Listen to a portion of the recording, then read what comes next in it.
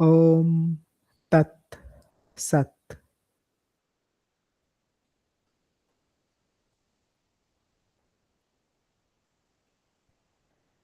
Thank you everyone for watching this session. Today we enter into verse 5 of chapter 1 of the Bhagavad Gita. Remember, I repeat this again. Please watch the entire video till the end. Don't just watch the Bhagavad Gita and end this video, because you will not truly benefit in learning divine wisdom if you just pause it with the Gita. Watch the Yoga Sutra of Sage Patanjali. Even if you don't understand, it's fine. Are you losing anything? No. Watch it. It's a great investment of your time to learn such deep wisdom, which otherwise will not be generally accessible to all of us. So please don't let go of this opportunity. Listen to it. Even if you don't understand, dear sincere seeker, listen to it. And then the beautiful Sri Lalitā Sahasranāma, Sri Śiva Purāṇa, and talks on bhakti. Remember, our goal is not to complete the Bhagavad Gita. Our goal is to make every verse as a day of our life. Every verse is one new day. Even if this one verse, this entire video you watch carefully, you will understand the entire wisdom of the Gita. So don't be in a hurry. I see many of you are watching the new videos which are being shared. It indicates that you're either doing too fast or you're just skipping on some videos or watching just one part. Don't do that, because you'll not benefit when something, an opportunity, there's an opportunity which is coming your way. Don't let go of it. Like Chanchula, she got an opportunity to listen to the Sri Śiva Purāṇa, made the best use of that opportunity. Like that, when this comes your way, don't just skip it or be in a hurry. Sit down in a calm place and you listen. Let go of all negativity. If your mind tries to generate some negativity of what is being taught, immediately let it go. Come back and think about the image of your Ishta Devata. We'll begin now. So my only request is this. I'm not asking you for anything else. Remember, generally, whenever you find a video like this, people say subscribe, like, this, that, give money, give donations, see how much work we have done. These all are of no use.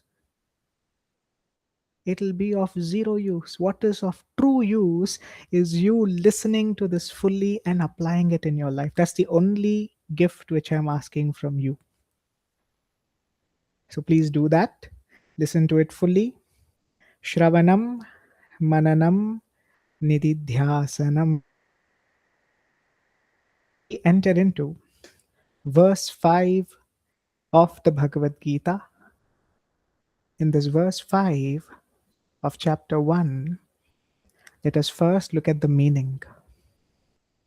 The verse is Dhrishtaketushchekitanak Kashirajascha Viryavan Purujit Kunti Bhojascha Shaibhyascha Narapungavaha. What does it mean? We will first look at the meaning and then we will learn how to recite this. Dhrishtaketu. Dhrishtaketu, here whose name is mentioned, don't confuse this name with the verse 3. In verse 3, we saw a similar name. It was Dhrishtadyumna. Dhrishtadyumna was the son of King Drupada. Dhrishtadyumna was the son of King Drupada. But in this verse, whom we are seeing is Dhrishtaketu. Dhrishtaketu is a different personality who's also a king. He was the son of the previous king of a kingdom known as Chedi, And the name of the king was Shishupala. I will just turn on my noise cancellation as it's becoming loud around. Drishtaketu. Don't confuse Drishtaketu with Drishtadhyumna. Okay? We will learn who Drishtaketu is in some time. Cha and Chekitana. Chekitana. Also a very powerful warrior who was on the side of the Pandava. We will speak about his history and everything in some time. Kashi Raja, the king of Kashi. Cha and Viryavan, heroic. Purujit. So Purujit, again a personality on whom we will learn who was he, how was he related to the Pandava. Kunti Bhoja, Kunti Bhoja, Cha and Shaibya, Shaibya, again an important personality to Yudhishthira. Cha and Narapungavaha, the foremost among people. So what this verse conveys is that Drishtaketu Chekitan, the heroic king of Kashi, also known as Varanasi, Purujit, Kunti Bhoja, and Shaibya, the foremost among people, are in the side of the Pandava. Who's speaking here? Remember? Duryodhana, our tamasic ego. Duryodhana is speaking to Dronacharya. He's telling his teacher, see, these are the people who are standing here. In the previous verse, we learned how he was speaking about equal to Bhima and Arjuna in power we have, that is, they have, Yuyudhana, Virata, and Drupada. And now he's continuing his conversation by pointing out to other great kings and warriors who are on the side of the Pandava. Before we get into a deeper commentary on that verse, we will first learn how to recite this verse. So here if you see, Drishtaketushchekitanak. Here there's a visarga at the end. Chekitanak. So the na, after na, a slight exhalation which should sound like a k, but it should not be fully k. Chekitanak. It's an exhalation of the visarga. You'll hear that sound. Kashirajascha Viryavan. We'll first do this part. Drishtaketushchekitanak. Say it with me or say it after me. I'll do one time. Listen again carefully. Drishtaketushchekitanak.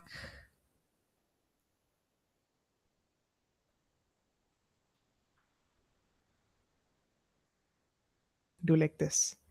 Drishtaketushchekitanak.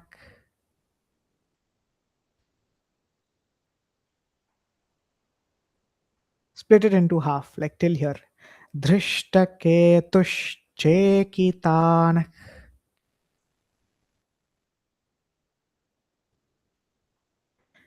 Kashirajascha Viryavan.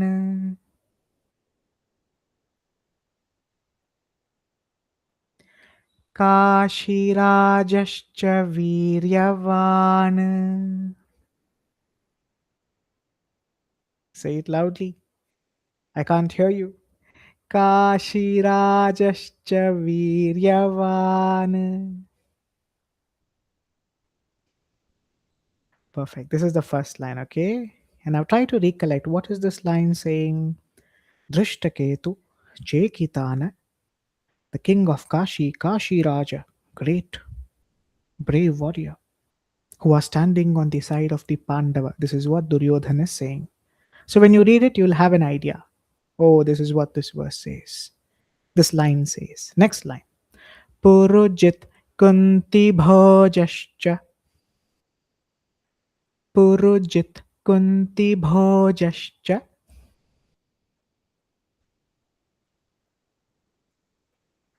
Say it loudly. I can't hear you. Purujit Kunti Bhojascha.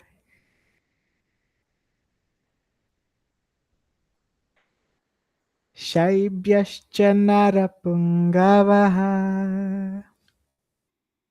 It is Shaibhyascha. Shaibhyascha. Shaibhya, like Shaibhya. Shaibhyascha Narapungavaha. Shaibhyascha Narapungavaha. What does this last line convey? Duryodhana is going on. See here, Purujit on his side, Kunti Bhoja, Shaibhya. All of these very powerful warriors on the side of the Pandava is what Duryodhana is telling to his teacher Dronacharya. So now what we will do is we will look at this verse as per our life. How can we see this? How can we apply this in our everyday life? So please keep your eyes closed or listen to the satsanga with deep attention. We start with Drishtaketu. Who was Drishtaketu? So Drishtaketu in our life we can see as the quality of forgiveness, Shama. Drishtaketu. In our life we can see this as the quality of forgiveness. But who exactly was Drishtaketu? Drishtaketu was the son of the previous king of Chedi, whose name was Shishupala. Now, Shishupala was a very ignorant person. He would always side with adharma. From his younger age, he was in fact the cousin of Sri Krishna. See, all relatives and friends and close relatives are the ones who become the rebels against us. Even in this, the scenario is the same. Even in our personal life, when you see, many people who rebel against us would be our closest ones who we think are our well wishers, but they are really not. Shishupala was Sri Krishna's cousin.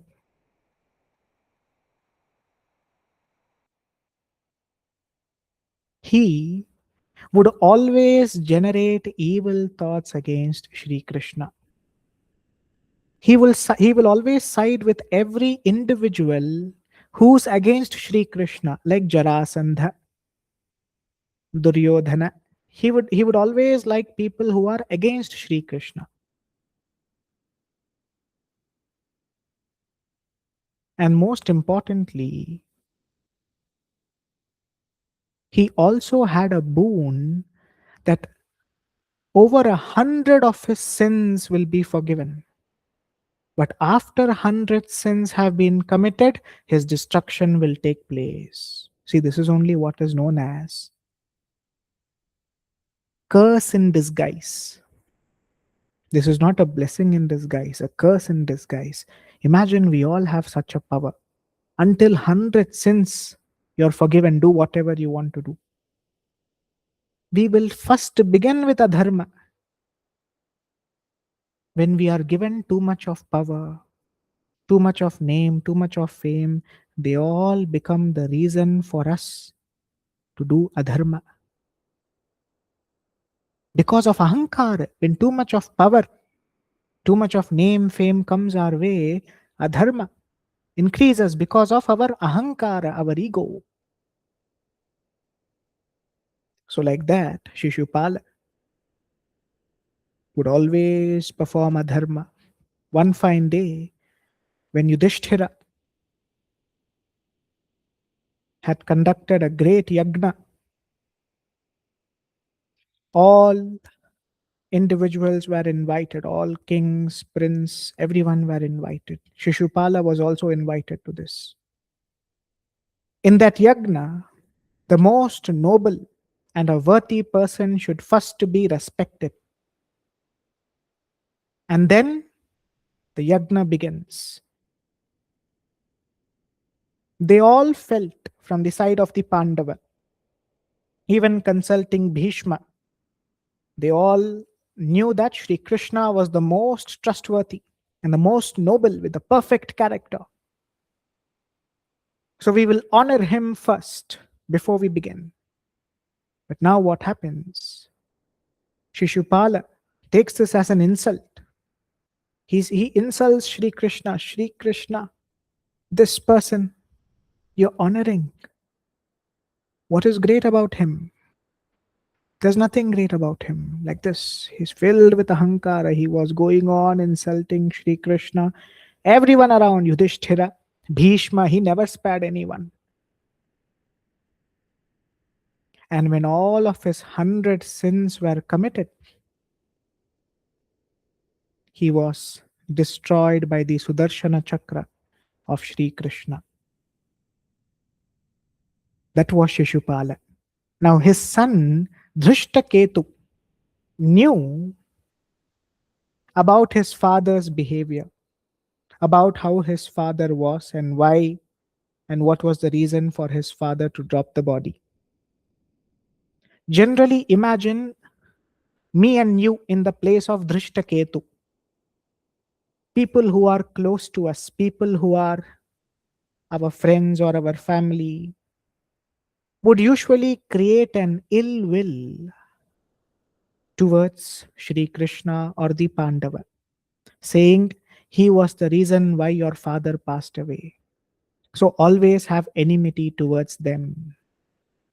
But Dhrishtaketu chose dharma. He did not go on emotion. That is why, dear sincere seeker, in your life, don't take decisions based on emotions. Even if it is difficult, take decisions only based on dharma. That is why Dhrishtaketu can be seen as forgiveness, Shama. That character of forgiveness which we should develop within us. If we learn to forgive, we will only and only be in the side of dharma. If you don't forgive, if you keep holding grudge against others, you will only be in the side of adharma. So Dhrishtaketu chose the side of dharma because of his nature of forgiveness. So in our life, we can see Dhrishtaketu as forgiveness. So why does Duryodhana start specifically mentioning Dhrishtaketu? Remember, Duryodhana is our tamasic nature, ignorance. Our own mind will deceive us. When we are filled with ignorant knowledge, our mind will deceive us. Don't forgive that person. Don't have compassion towards these people. Remember what all they did to you in the past. Like this, our own mind will deceive us if it is in the nature of ignorance. We should learn to overcome it. Don't feel bad thinking, why is my mind so negative? Rather, think, how can I increase my compassion and positivity? Don't complain, feel upset, worried. Oh, my mind is so negative. I think so evil about other people. See, by default, this is how material nature is. The mind is a part of this nature. It will roam between sattva, rajas, and tamas. You should take an initiative by yourself to listen to satsanga, like this, a divine wisdom. You close your eyes, you listen fully. Even if you don't understand, is anyone going to catch you and say, hey, why are you not understanding this? No. Dear sincere seeker, you will understand it. Don't worry. You just listen, listen, and listen. The more you listen to divine wisdom, your mind will slowly start generating positive thoughts. Compassion will develop, goodness will develop in you. If you stop right that minute, ignorance develops. That is why constantly meditate, listen to divine wisdom, and contemplate on divine wisdom. After listening, see, I am sure you can't listen to me for 24 hours. Even I cannot listen to myself for 5 6 hours. I'll get tired. Who likes to listen to a person for 5 6 hours? Even if you listen to this for 1 or 2 hours or 3 hours, after that, contemplate on that divine wisdom with your own mind. Today, after the session is over, think Drishtaketu. This is the quality of forgiveness in me. Whom do I forgive today? That friend of mine who hurt me 5 years ago. I forgive you. That person who insulted me a year ago. I forgive you. Forgive people. Let go. Stop holding on to grudge. If you don't, Duryodhana is waiting to attack you, which is your tamasic nature. Next character, Chekitana. Chekitana can be seen as loyalty, which is also a good quality in us. Being loyal, being truthful. Chekitana was in fact a relative of Sri Krishna. He was also very, very loyal to Sri Krishna. In fact, Sri Krishna's entire army, the Narayani Sena, goes towards the side of Duryodhana, the Kaurava. But Chekitana did not go there. He stood for Dharma. So, like this, be loyal. In us, we should maintain a quality of loyalty in our relationship. Be loyal to your partner, to your children, to your father and mother, to your profession.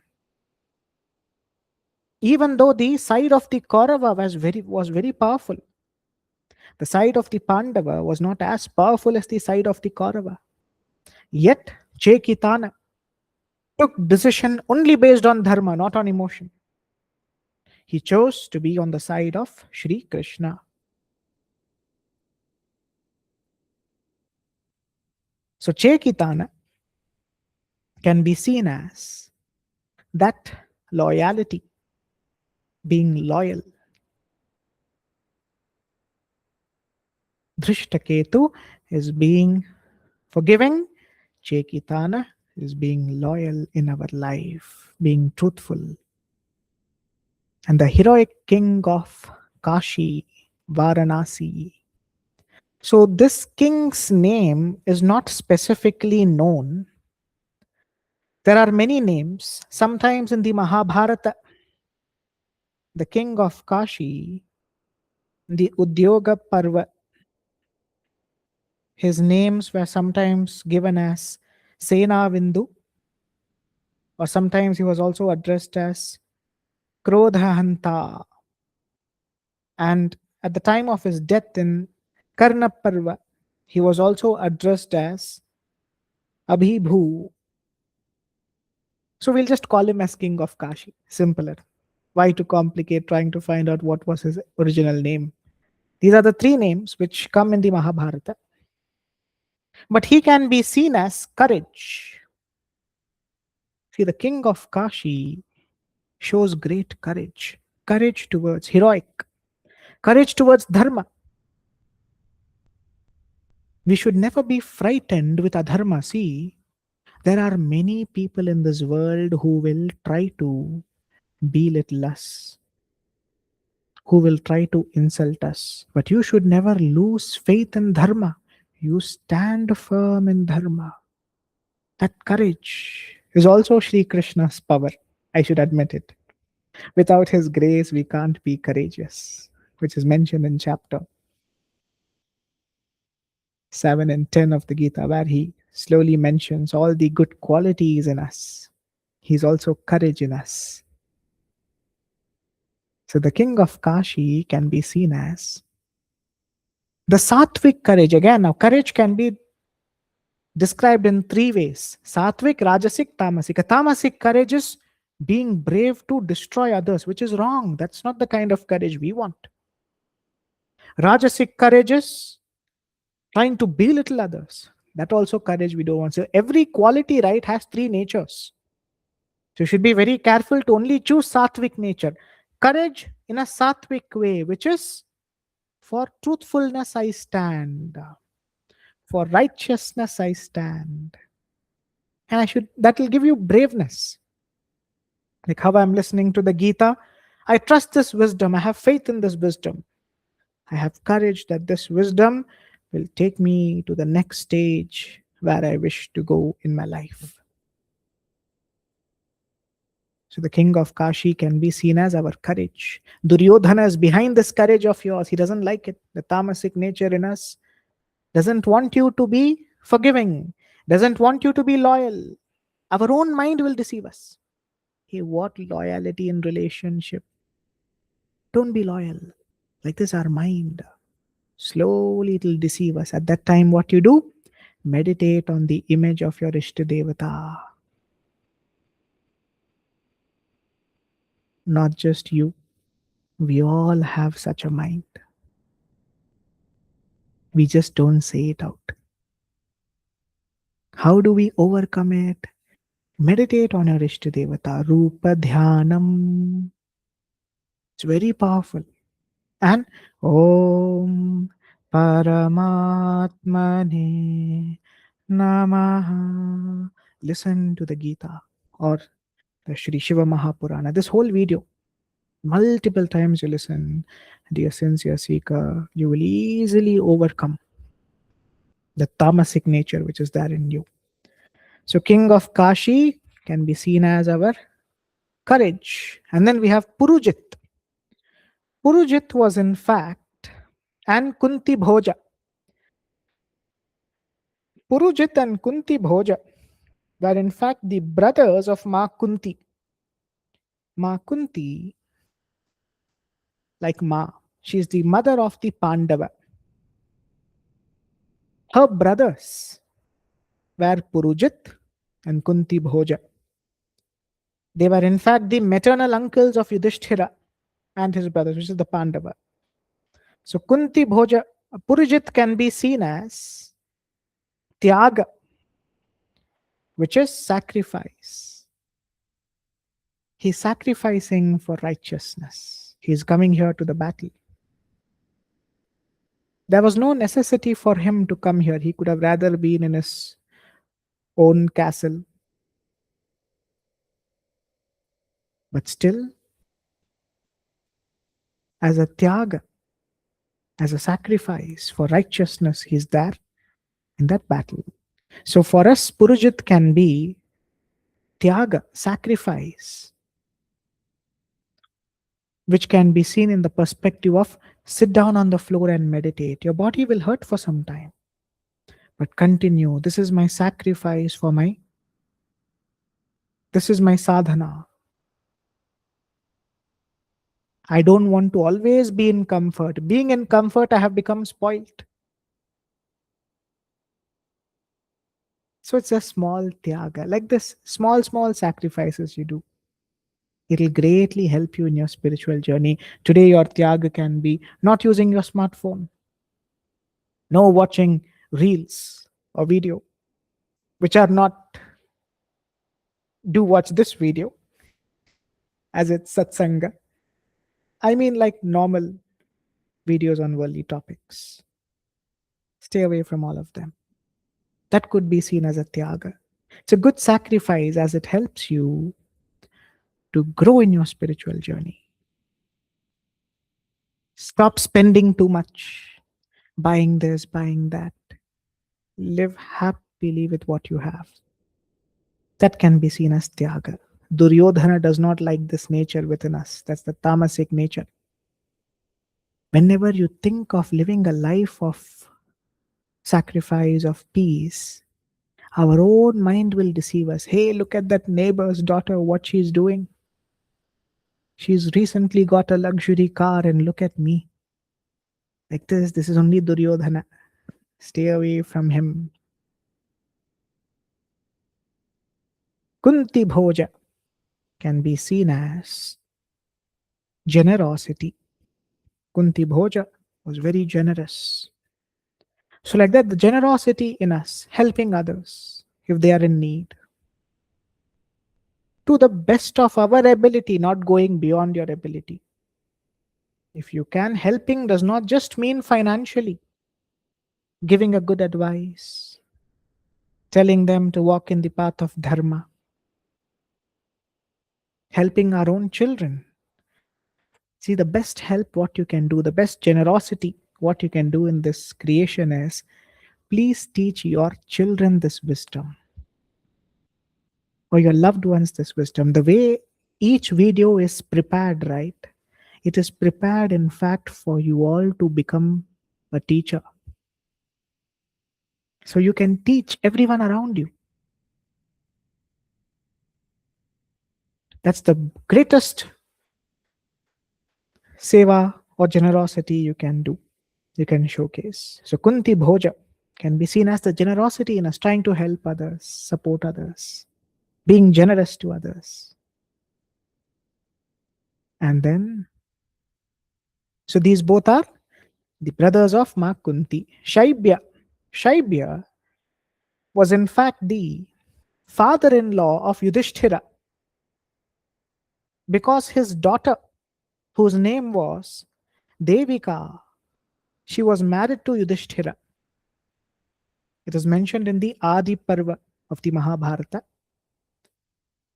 that Shaibya's daughter, Devika, she was married to King Yudhishthira. So Shaibya can be seen as noble character. He was said to be of a great noble character. Maintain good character. Live as per dharma, even though you can be in a position of power, even though you could have all things which could be readily accessible, but live in your character. Maintain a proper character. There could be many temptations around us, and you might be in a position where you have the power to fulfill that temptation which is coming towards you. At that point, you stop, be of a noble character. Remind yourself, dharma comes first. Let me not deceive anyone. Let me not misuse my position of power which Sri Hari has given me. Remember, dear sincere seeker, in one of the previous topics, in talks on dharma, we learned about a tax officer, how he asks for bribe and what all happens. In the future, as per law, nothing happens. Maximum suspension, 1 or 2 year prison. The reason why we do talks on dharma is not to create fear in you or to create negativity. It is to make you understand that in worldly view, it is just seen as bribe. What did I do? All that I asked was for bribe. But in dharmic view, it is not something small. It is wrong. It is misusing your position, deceiving the ones who trusted you, who gave you the opportunity. So Shaibhya can be seen as that noble character which we should always possess. That's the best way to see this verse on how it can be applied into our everyday life. So now what we will do is we will meditate on the mantra Om Paramatmane Namaha. Remember to perfectly focus on the image of Sri Krishna. When I share my screen, your entire attention should be on his image. Meditate on him. Let go of all unwanted thoughts. Have Him alone in your mind and be free from worry and misery. Let's meditate for a few minutes before we go to the Yoga Sutra of Sage Patanjali.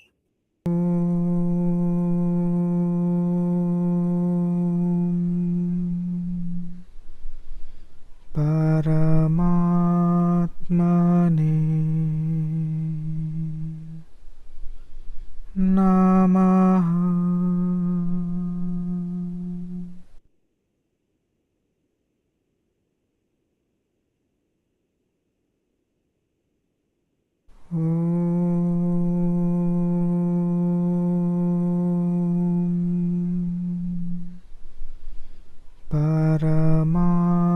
Paramatmane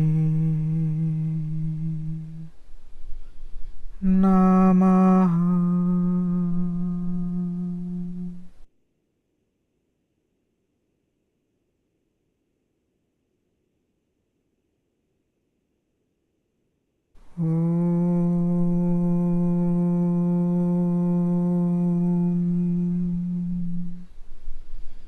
Paramatmane Namaha.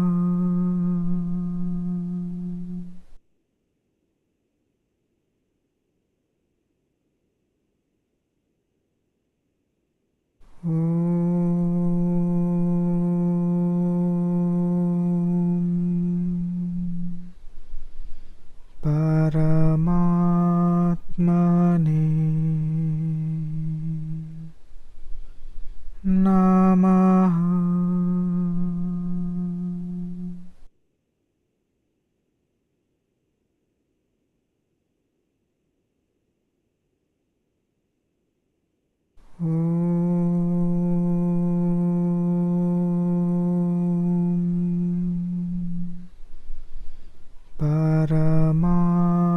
Paramatmane Namaha.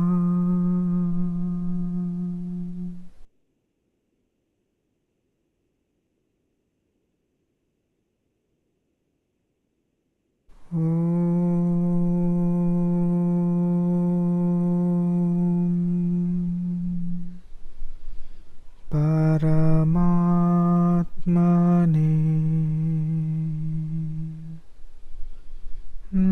Namaha.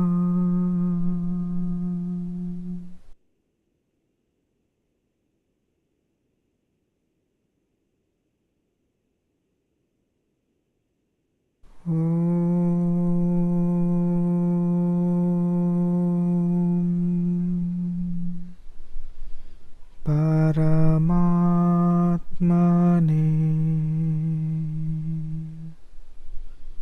Namaha.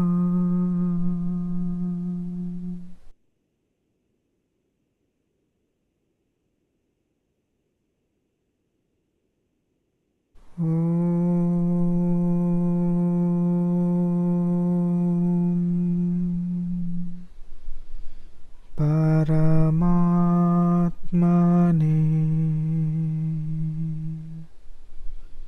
Namaha.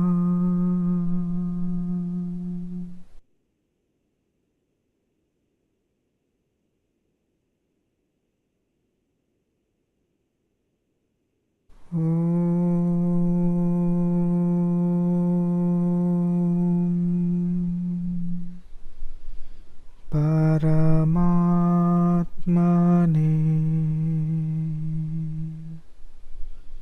Namaha.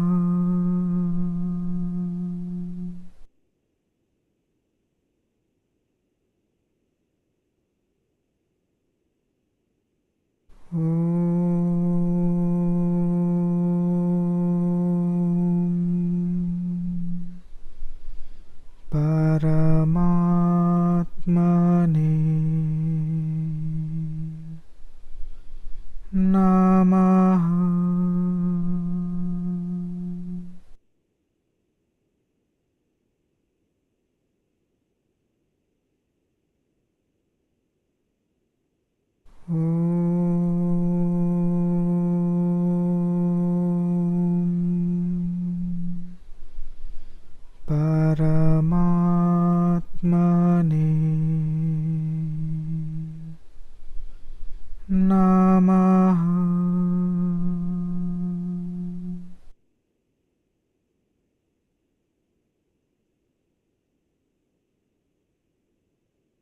Om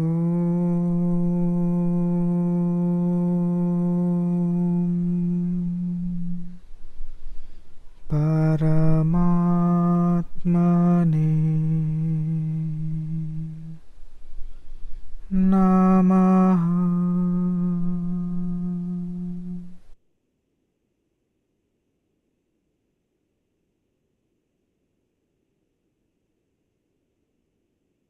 Om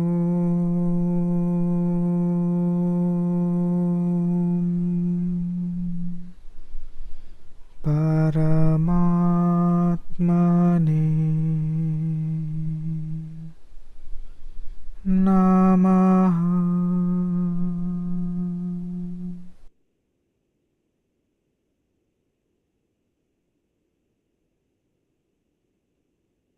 Om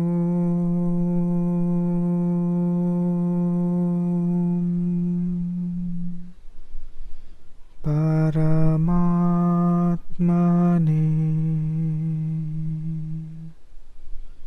Namaha.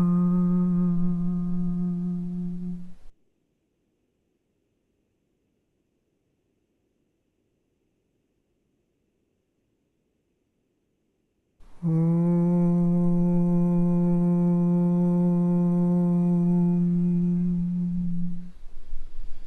Paramatmane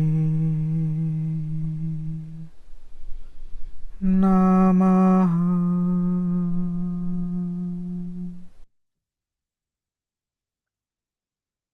Now we move to the Yoga Sutra of sage Patanjali. We now enter into verse 9 and verse 10 today. So if you see in the previous verse, we are studying about the 5 kinds of vritti. So if you're getting confused, don't worry. We are just studying about the 5 kinds of modifications of the antakarana, of the chitta, how they lead us to bondage and suffering, and how it also has the power to liberate us free from bondage, which is right knowledge. Right knowledge can liberate us, wrong knowledge can lead us to bondage and suffering. So we are breaking down one by one, individually. In the previous session, we studied in detail about misconception, which is false knowledge, wrong knowledge. And we also learnt about direct perception, how knowledge gained through the senses, and what is correct knowledge. These all were learnt. Now we move to verse number 9 today, which is Shabda Jnananupati Vastu Shunyo Vikalpaha. Shabda Jnananupati Vastu Shunyo Vikalpaha. What does it mean? Shabda Jnananupati. Following verbal knowledge. Shabda. Jnana, knowledge. Anupati, which is nupati. The knowledge which comes just by verbal, but devoid of corresponding object. Vastu shunya. Vastu shunya. Devoid of a corresponding object is what is said to be as vikalpa, imagination or conceptual construction. The overall meaning of this verse is imagination or conceptual construction is what is known as vikalpa.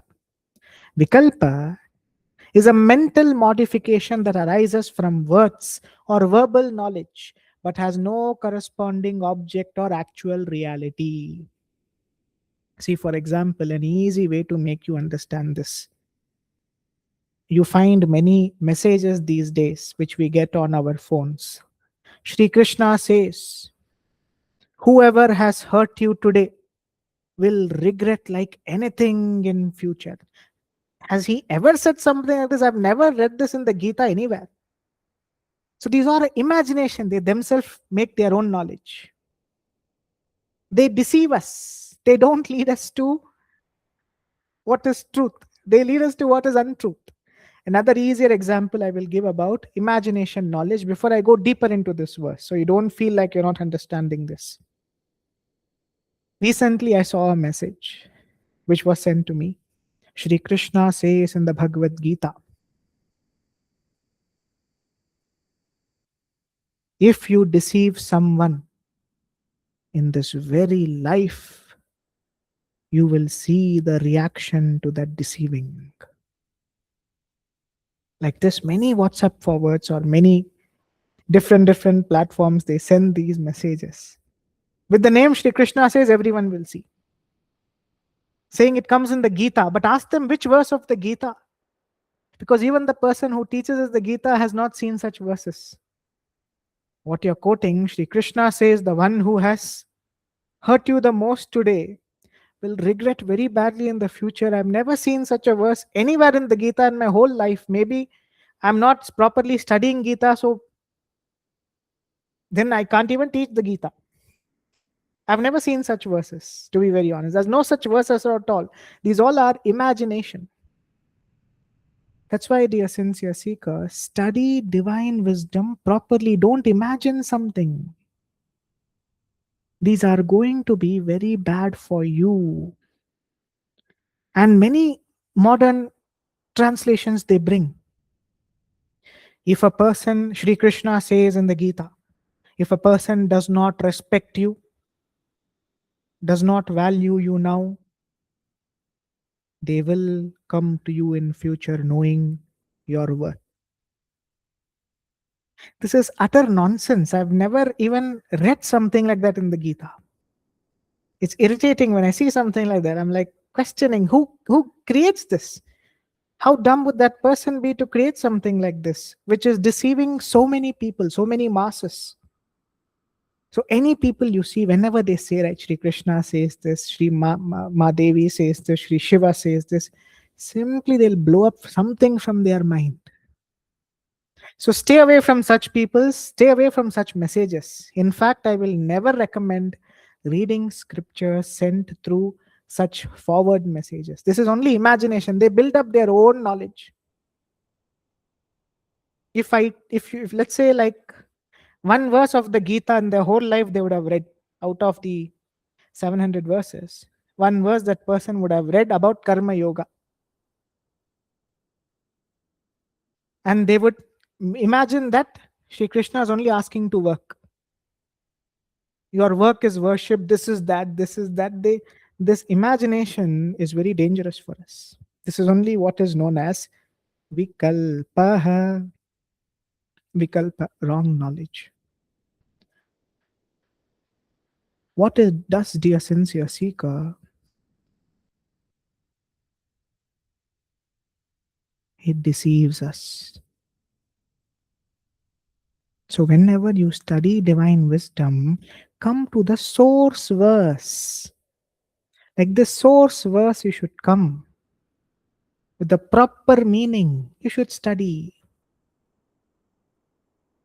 Shri Krishna says, if you work with your heart and soul, he will give you $1 million for free. All these is what is known as imagination, misconception, constructed because of the mental conditioning. See, every person, right, is based on their nature.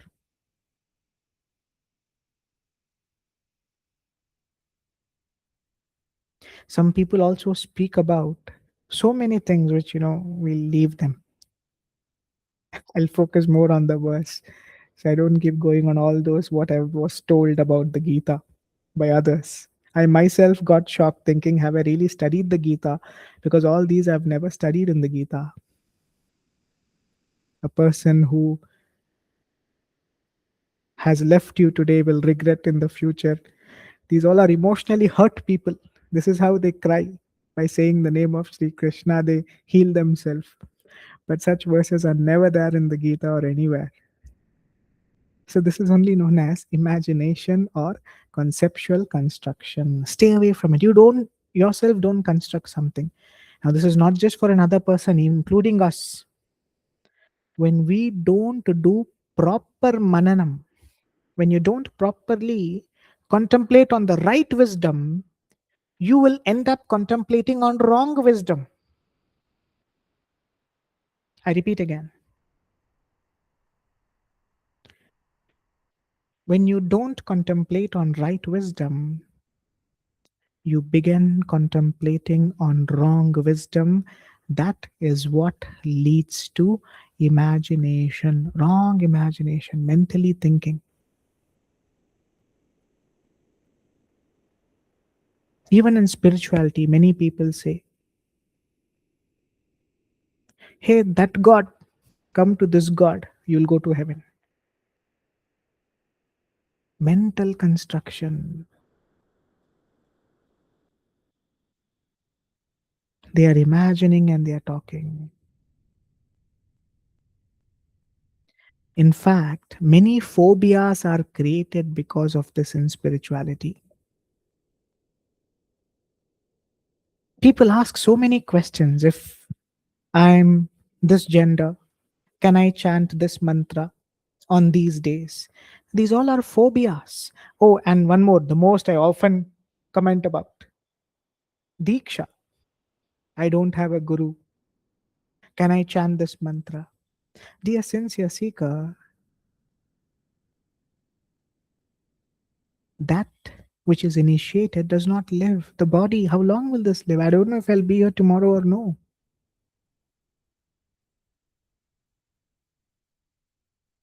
What is the point of getting all these? And that which lives does not cease. It needs no diksha. So these all are mental construct. People, they try to play with others' mind, making them understand. So if you don't do this, you can't complete your journey. And we start thinking, my goodness, maybe that's real. If you don't follow my teaching, you can't come to the heaven where I am going to. I'm going to a little extra higher heaven. You'll be a little lower. So people get scared thinking, oh, I also want what you have. You're getting more, right? Imagination. So whenever you want to get clarity in your life, come to the root verses, the correct verses. Now the problem is many people have also played with the Gita very terribly. There are one of the most sold copies of the Gita or such copies of the Gita. They write their own meaning. Our institution, join our institution. So a best way, now that you have the tools, use AI platforms to check these verses if they are right or wrong. It also does a good amount of work. Plus something which I always recommend is the Gita I usually use is from Gita Press Gorakhpur. They have a very authentic translation. And plus, I myself translate some verses, some words if I feel there is not proper clarity in it. These are the ways how you can get into translating. Or we can do word by word study. That's what we do. Here, when you study word by word, we translate all these words correctly. So, whenever you are trying to study divine wisdom or when you're trying to take knowledge, you should compare it with the source verse. Is it true? Did Sri Krishna really say in the Gita that the person who left you today, who's broken your heart, I can't live without you. Now I'm hurt. In 10 years from now, that person is going to regret for what they did to you. It's like a movie, it's like a cinema. I've never seen Sri Krishna teach like this. In the Gita or anywhere, our Shastra don't teach like this. They create cinematic wisdom. So stay away from such thinkings or such thought process. It will deceive you in your spiritual journey. Always come back to the root verse and check it, translate it.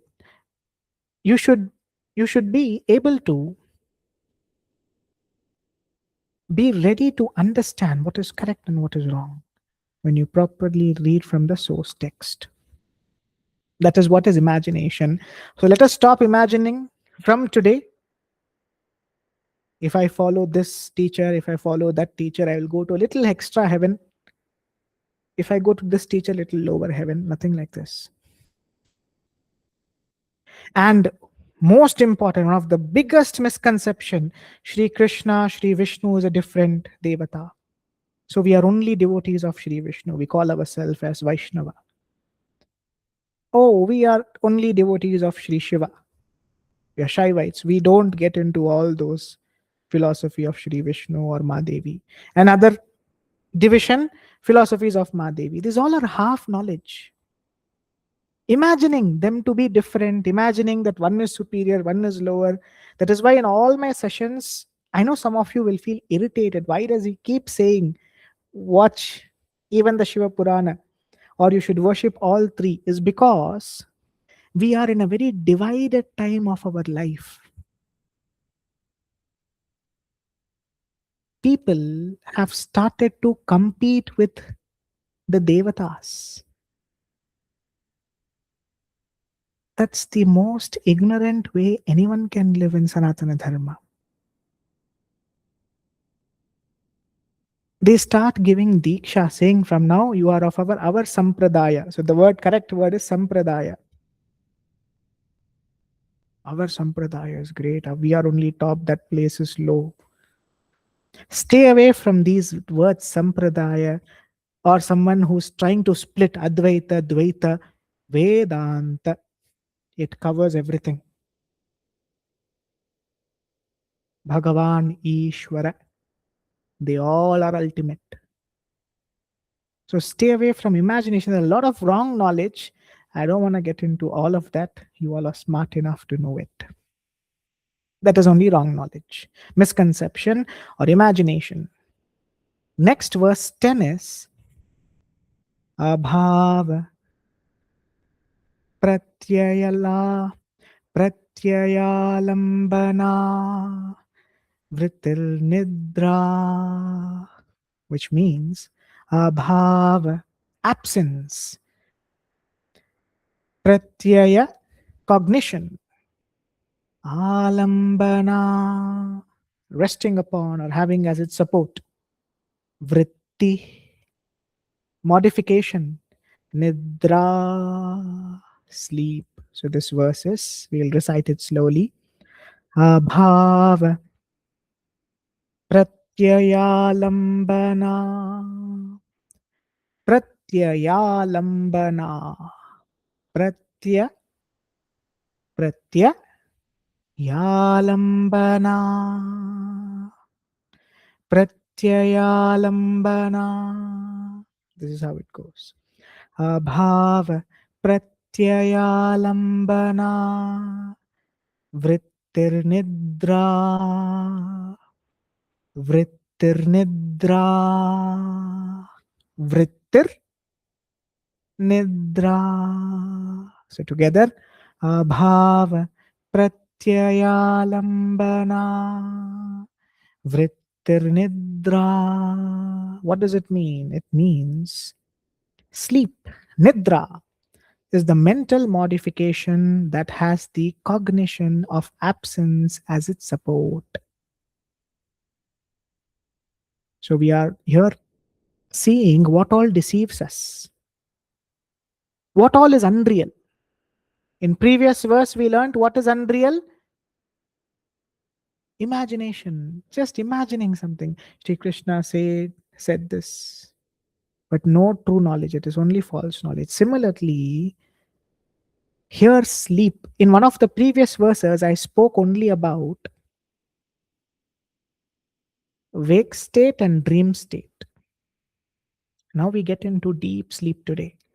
In the previous verses, if you see in the modifications of the chitta, when we spoke about sleep nidra here in verse 6, I would have just given a commentary based upon the dream state. Today, I do not give a commentary on the deep sleep. Deep sleep we will see today, so it becomes much more easier. Our sleep, right, has three patterns. One is wakefulness, dream state, deep sleep.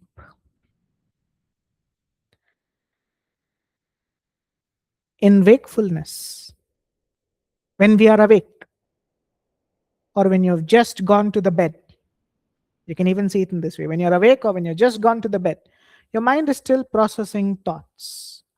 Thoughts based on what all you saw today, whom all you met today, what all circumstances occurred in your life today. Based on that, your thoughts are being processed. And they are processed based on the nature which you're currently in. If you're a sattvic person, you generate sattvika wisdom, thoughts.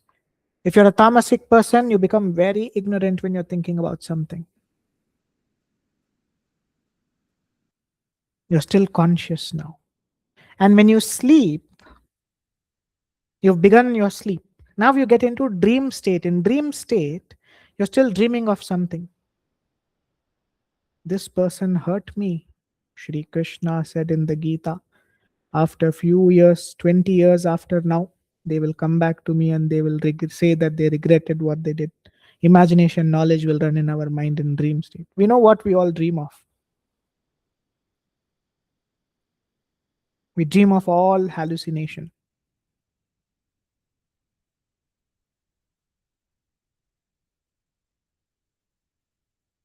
We dream of so many things based on the nature, the guna. What we are understanding here is dreams, thoughts, they all are based on our nature, on which we always spend our time and energy upon. This is also deceiving, this is also unreal. And in deep sleep, you won't have these images. That is what this verse is being conveyed by sage Patanjali. He says, sleep, that nidra, which is deep sleep, is also a part of the chitta, is also a vritti that has cognition of absence as its support. There is no image, there is no thought, but yet you have not completed, you have not gone deep into the Purusha. You have not connected deeply within the Atman. There is a state beyond deep sleep. In Vedanta, we call it as Turiya.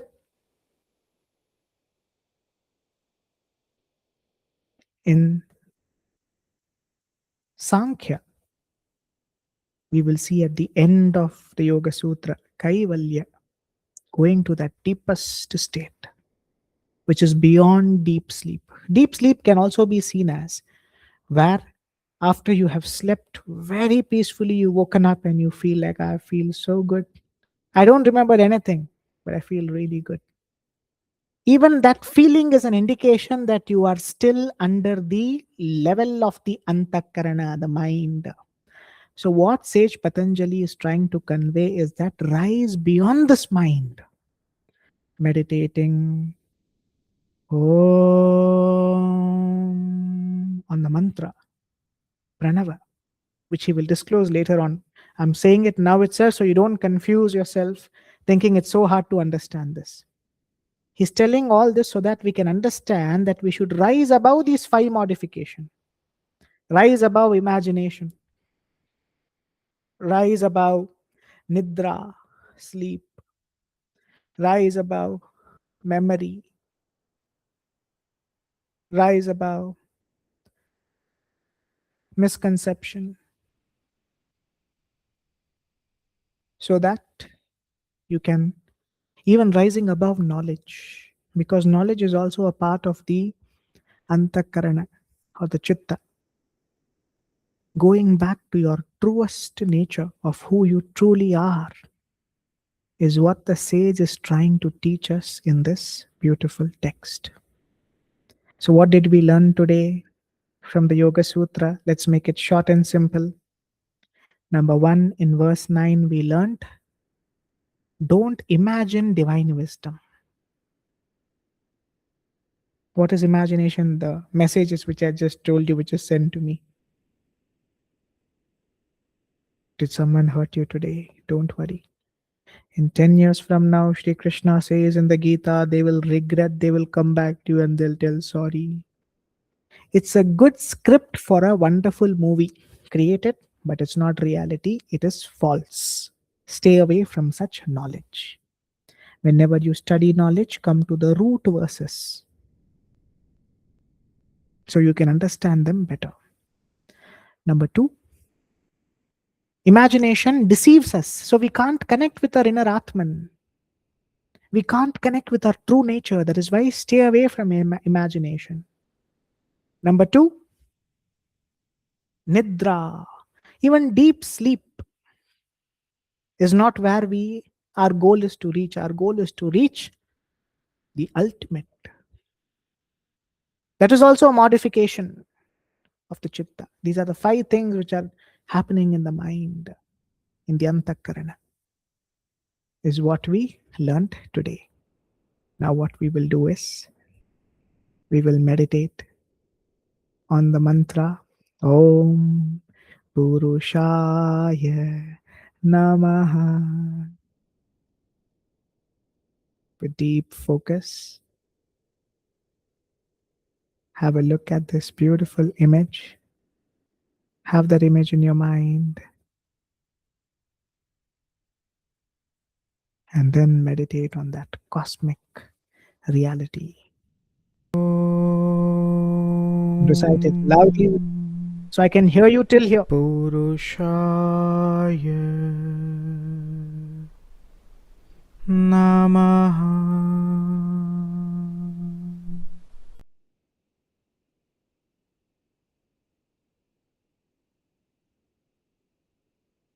Om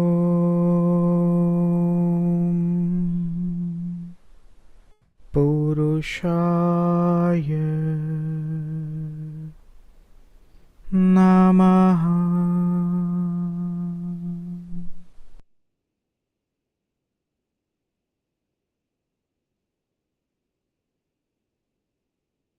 Om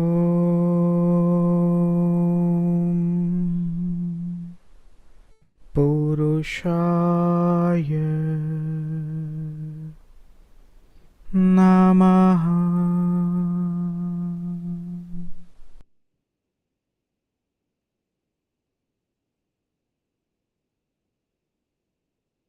Om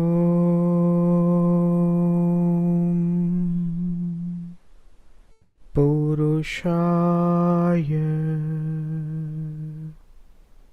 Namaha.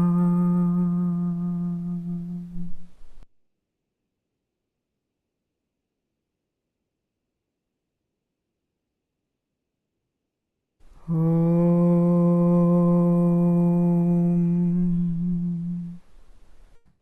Purushaya Namaha.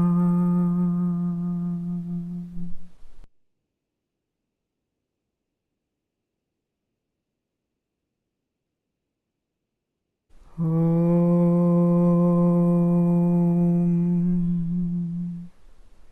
Purushaya Namaha.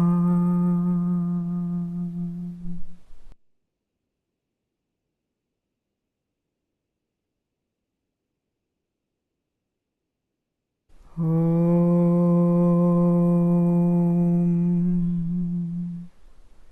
Purushaya Namaha.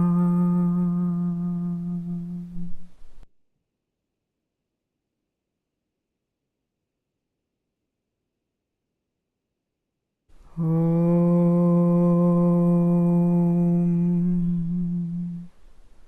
Purushaya Namaha.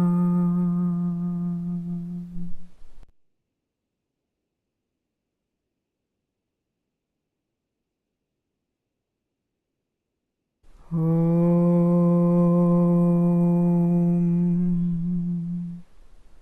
Purushaya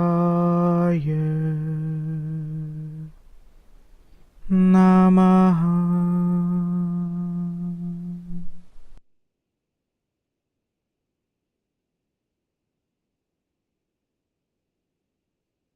Om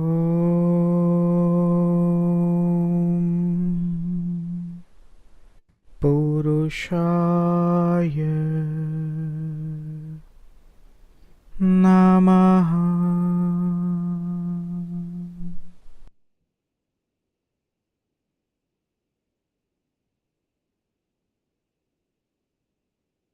Om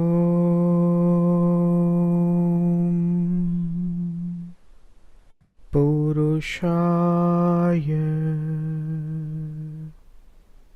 Namaha.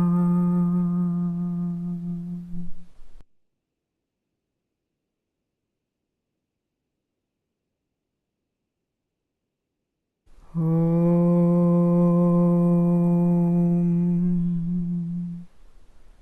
Purushaya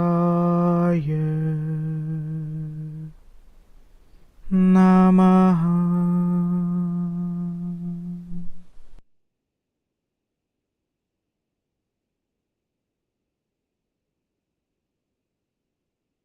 Om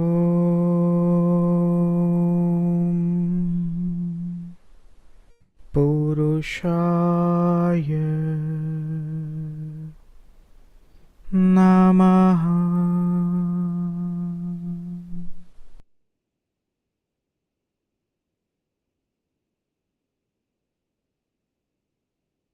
Om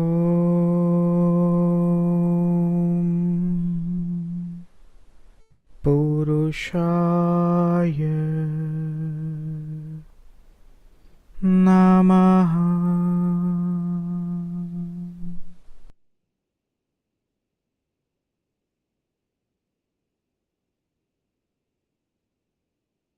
Om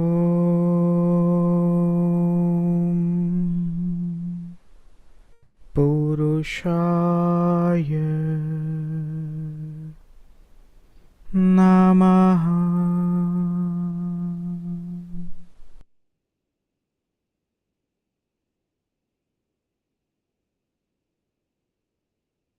Om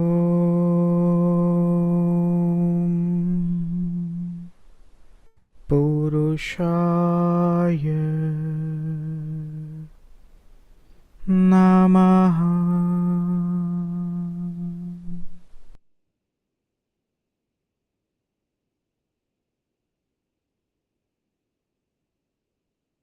Om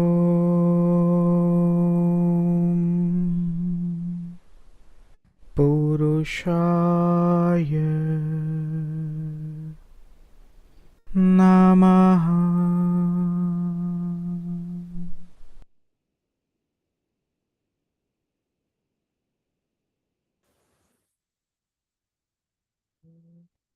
Next we move to Shri Lalitā Sahasranāma. In Shri Lalitā Sahasranāma, we will learn today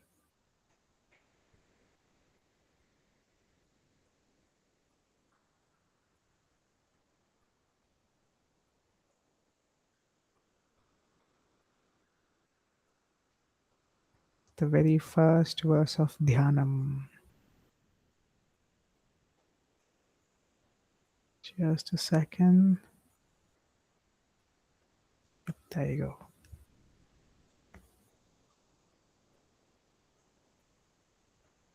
In Shri Lalitā Sahasranāma, today we are coming to the portion of Dhyanam. In Dhyanam, this is the very first verse. It's a little big, but it's very beautiful. Many get confused or scared thinking, how can I read this? How can I recite this?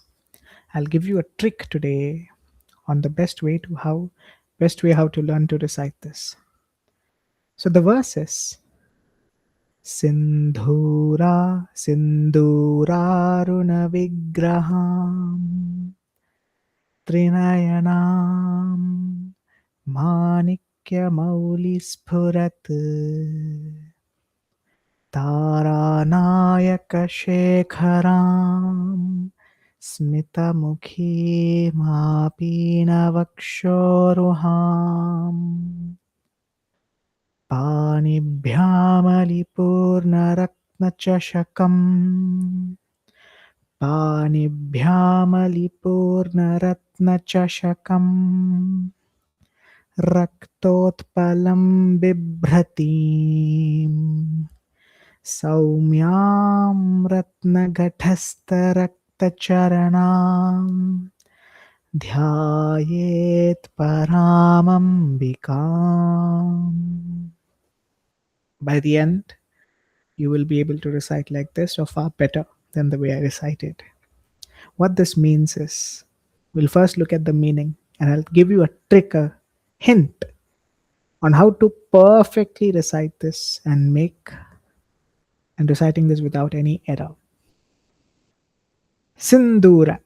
Sindhura means, in English it's called as vermilion. We also call it as kumkuma. The color of kumkuma. Aruna, crimson. Vigraham, whose form is Trinayanam, the three-eyed one. The third eye being at the center. We are in this verse looking at the form of Ma Devi, imagining to meditate on the form of Ma Devi. Manikya, ruby. Mauli, crown. Sphurat, sphurat, sphurat, sphurat, which is shining. Taranayaka, the Lord of the stars, the moon. Shekharam, so the moon is on her, which is shining. Shekharam, wearing a crest ornament. Smita Mukhim, with a gentle smiling and a beautiful face. Apina, full, well developed. Vakshoruham, which are her breasts. Panibhyam, in her two hands. Alipurna, Ali means bees, Purna means filled with. Ratna, 12. Chashakam, goblet. Raktotpalam, a red lotus. Bibhratim, holding. Saumyam, Saumyam, gentle and serene. Ratna, jewel. Ghata, vessel. Stha, resting upon. Rakta, red. Charanam, feet. Dhyayet, one should meditate upon. Param, the supreme. Ambikam, Ma Ambika, also known as Ma Parvati. Meditate on her. So many of us usually just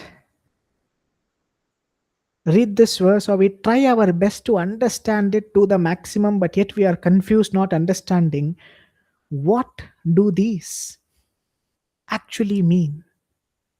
If there's a vision, if there's an image created, how would this look like? This is how it would look like. Ma Devi is being meditated upon in this form. See how beautiful she is. This verse specifically is encouraging us to do Rupa Dhyanam. This is how Ma Devi or Ma Ambika beautifully seated. Now everything will connect. What all you studied in that verse, right? Will be connecting here. What all did we see? One should meditate upon the Supreme Mother Ambika, whose form shines with the crimson radiance of kumkuma. See her radiance like kumkuma, beautiful. She's appearing, right? Who is three-eyed? Do you see the three eyes here? Yes, one, two, three. And then what else did we see? Whose ruby studded crown is adorned with the crescent moon. See her? Her crown with all kinds of rubies and jewels and gems with the moon. Whose face is graced by a gentle smile. See how beautifully there's a smile on her face. And then whose bosom is full, her upper breasts, showcasing that the world has been everything in this world is in abundance by her grace, showcasing good health, abundance in everything. Who holds in her two hands a jewel goblet filled with honey that attracts bees and red lotuses. So here you see in her hand that is beautiful vessel like thing which attracts all kinds of honeys and lotuses as well, which means we are those honeybees. When you listen to the Sri Lalitā Sahasranāma, each and every verse, when you meditate upon it, you become like a bee. A bee is always attracted to honey. It stays within its comb, with the honeycomb. They are always around that. Similarly, the bee are a devotee. We, the devotee, honey is that sweetness of the Sri Lalitā Sahasranāma, which captivates us. We won't feel like going away from this. Who is serene and compassionate, and whose red feet rests upon a jeweled vessel. So something like this. This is what the sages are trying to convey.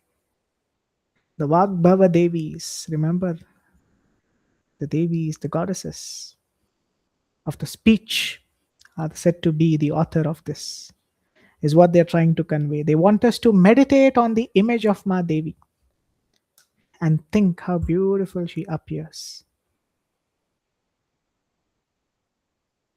How perfect is the coloring, the background. So this image was created with the help of AI tools. But still, an image can make us understand what exactly is the verse trying to convey.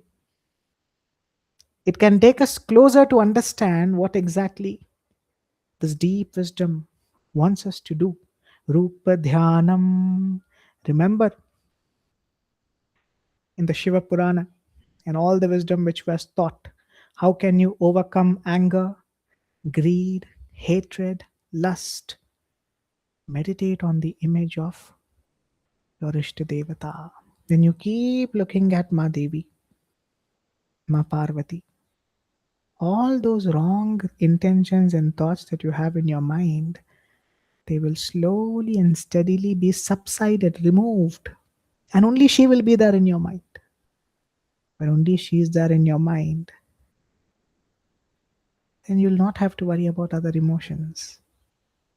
That is why Rupa Dhyanam is very, very powerful. So this is the overall meaning of this verse, the first Dhyanam. So when you're learning, right,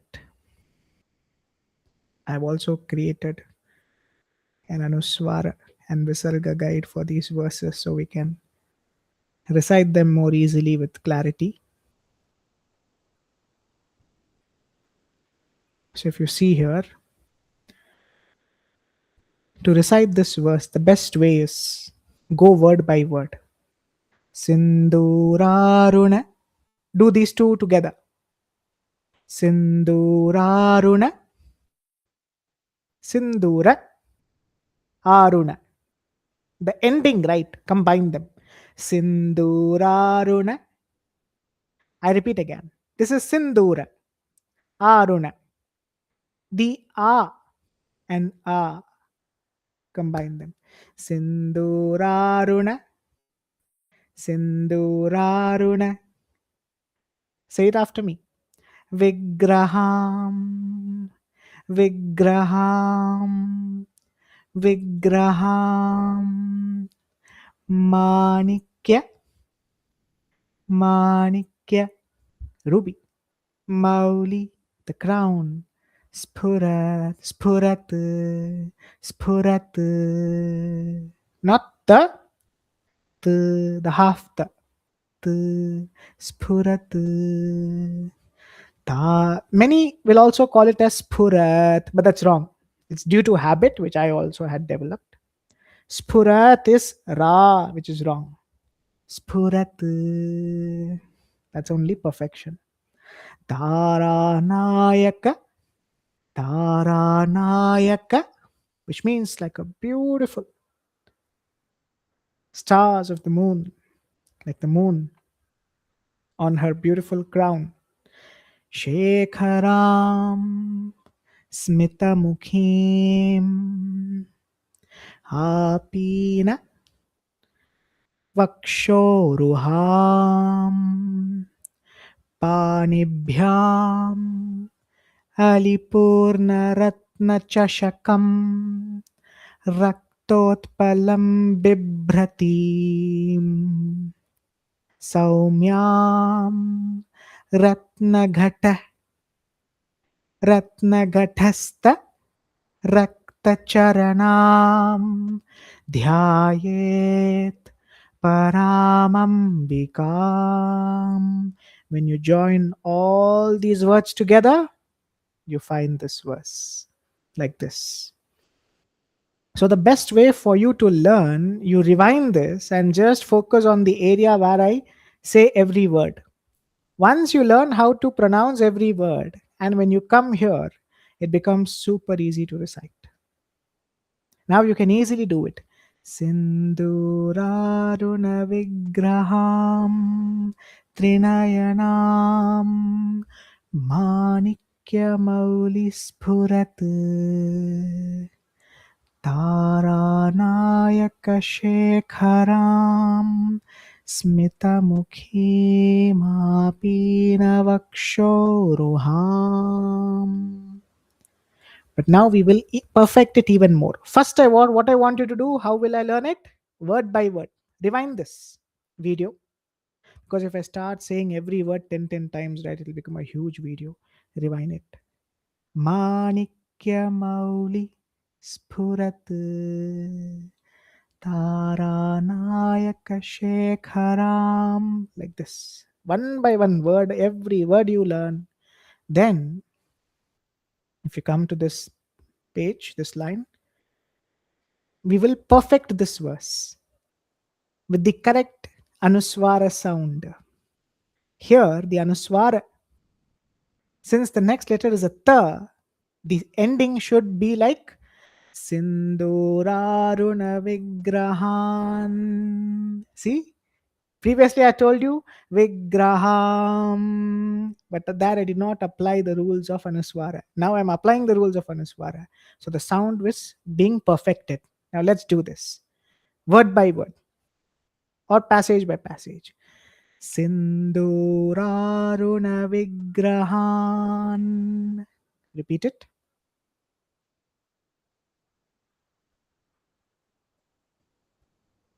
Sinduraruna Vigrahan.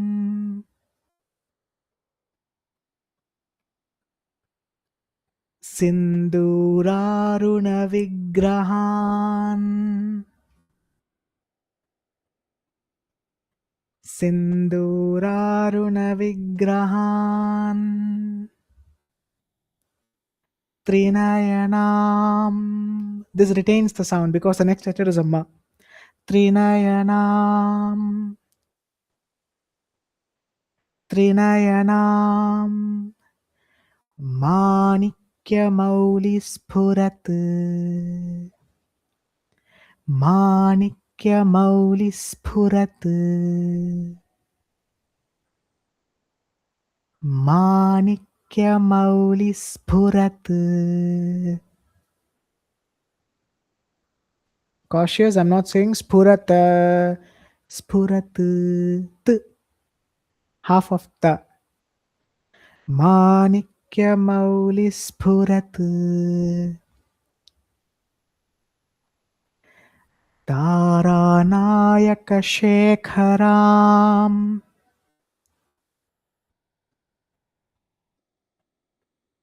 तारानायकशेखराम्. Repeat it loudly. Taranayakashekharam.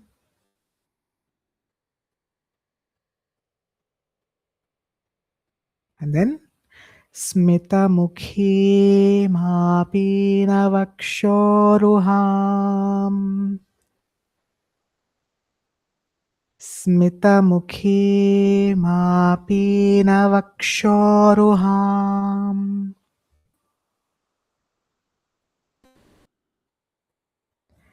Smitamukhi Mapinavakshoruham.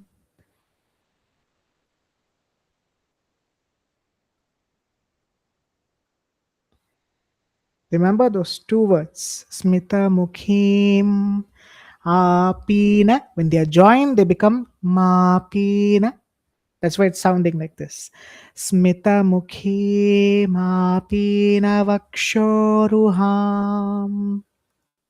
Next is this part. Panibhyamalipurnarathna-chashakam.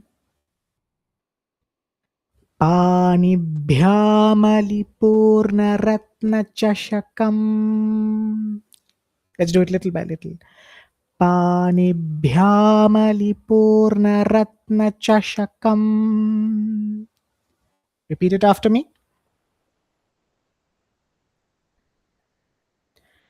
Panibhyamalipurnarathna-chashakam.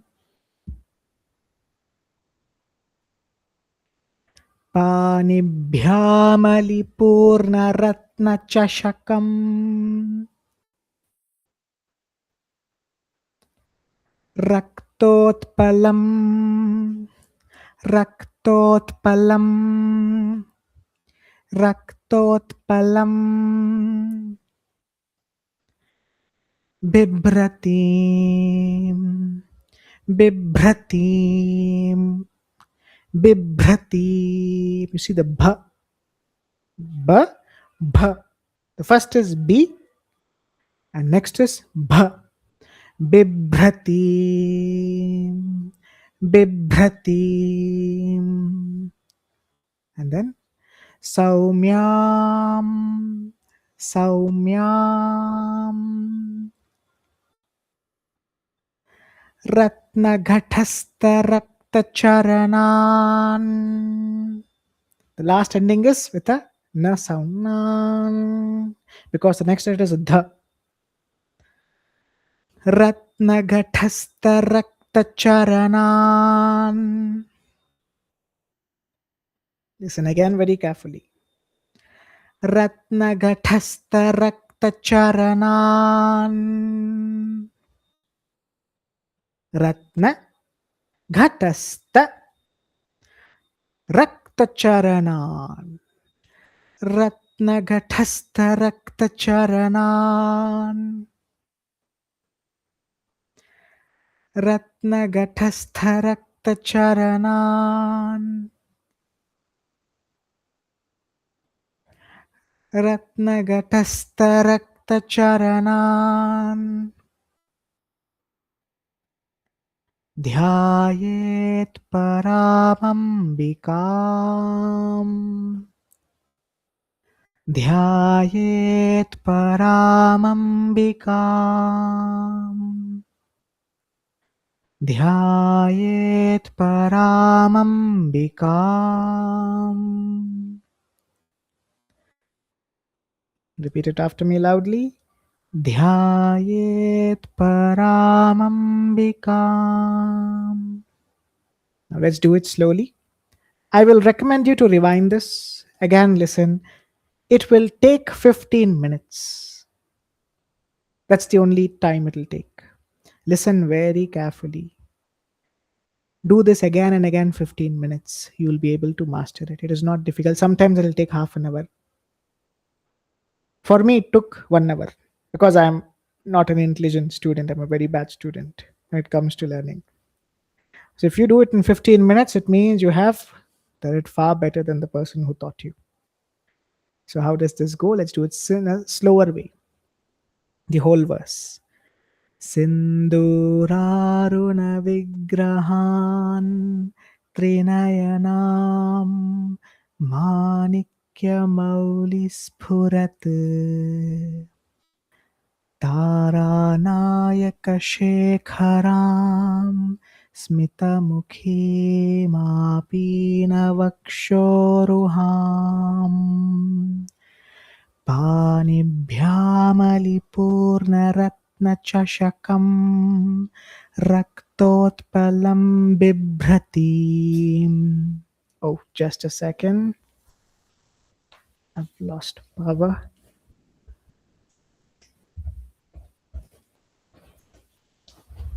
So it is पानिभ्यामलिपूर्णरत्नचषकं रक्तोत्पलं बिभ्रतीम् सौम्यां रत्नघटस्थरक्तचरणान् ध्यायेत् परामम्बिकाम्.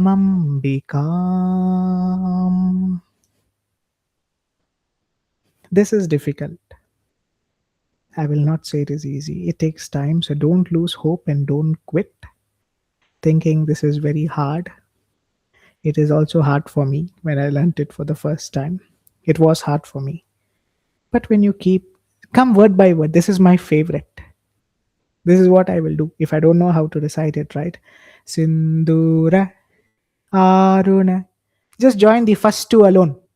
Sinduraruna Vigraham Trinayanam Manikya Mauli Sphurat Taranayaka Shekharam Smitamukhim Apina Vakshoruham Panibhyam Alipurna Ratnachashakam Raktotpalam Bibhratim Saumyam Ratnaghatastharaktacharanam Dhyayet Paramambikam. See how simple. Go word by word. This is the greatest way to learn it. Simplest way. That's what I would do. I go word by word, and then when I come here, it is so easy. Sinduraruna Vigrahan. Now come to perfection. Remember that rule, Sandhi, which should be followed, the Anuswara, which should be followed, and you can do this.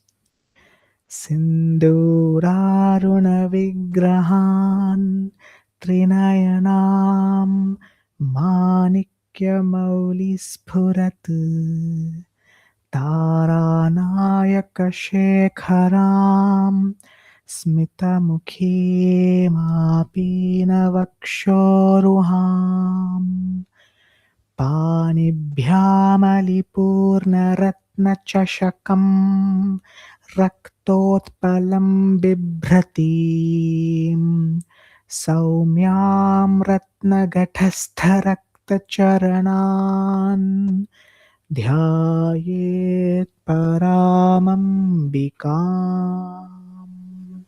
You can even do this more softly if you don't want to go too deep with the tha, because when you're reciting it, it should be more softer and easier. Ratnagatastha. If you can't do tha, just say ta. Ratnagathastharaktacharanam. But technically, this is the perfection. Ratnagathastharaktacharanam. The tha has to be here. But as you practice, you'll be able to do it. How do you practice it? Come back here, word by word. And then Come down, look at the image of our beautiful Ma Ambika, who will help you to get rid of all ignorances from your mind. And go back above and recite it. You'll feel more confident. If you feel confused again, come down, look at her. Oh, Ma Devi, what sin did I commit that you're not letting me learn your divine wisdom? What did I do? If she doesn't answer, it means you've done something wrong. Pray to her. Again, ask her, did I do something wrong? If she doesn't answer, again, close your eyes. And from the voice within, give motivation to yourself. Come back, and she herself will recite through you. She will tell you, my dear child, you're never a sinner. You're my child. So I'll teach you this divine wisdom. She's the best teacher. And she teaches you right. But you should pray to her, ask her, teach me, help me to recite this properly. If you truly care about me, you can also play the emotional game. If you truly love me, if you don't, I know you won't help me. If you truly love me, teach me this wisdom properly. And she herself will guide you on how to recite every word accurately. We'll do it one last time by looking at this. Sinduraruna vigrahan trinayanam manikya maulispurat taranayaka shekharam smitamukhi mapina vakshoruham पानिभ्यामलिपूर्णरत्नचषकं रक्तोत्पलं बिभ्रतीं सौम्यां रत्नघटस्थरक्तचरणान् ध्यायेत् परामम्बिकाम्.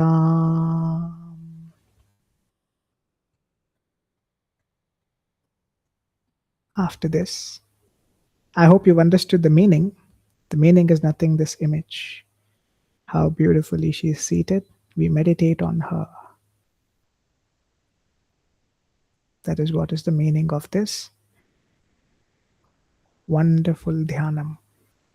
Now I want you to meditate on the beautiful mantra.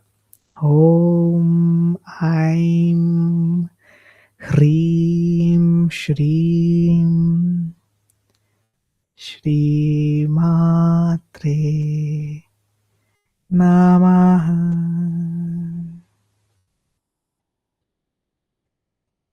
Let's begin. Om Aim Hreem Shreem Shri Matre Namaha.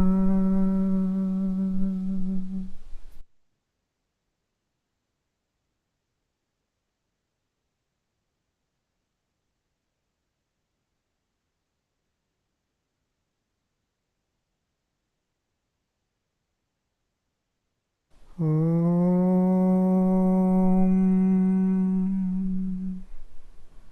Aim Hreem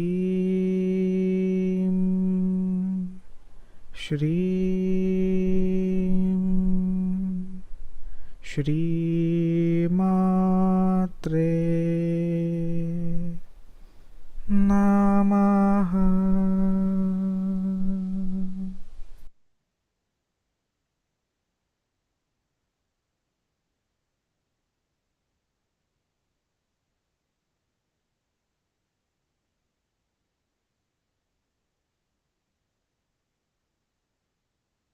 Om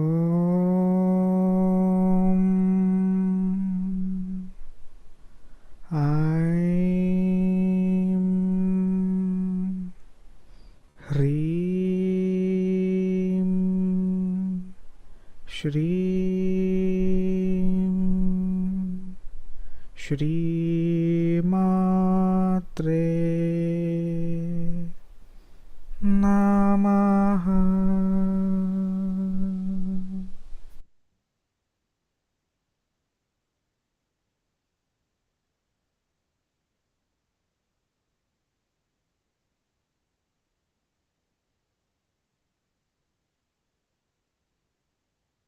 Om.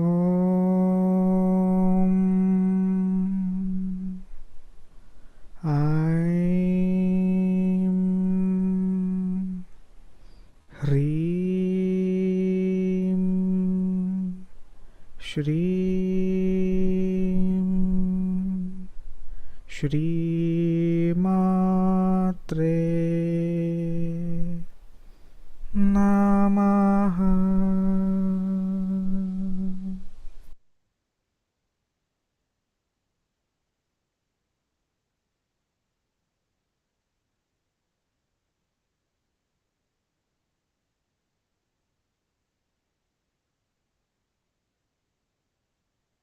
Om.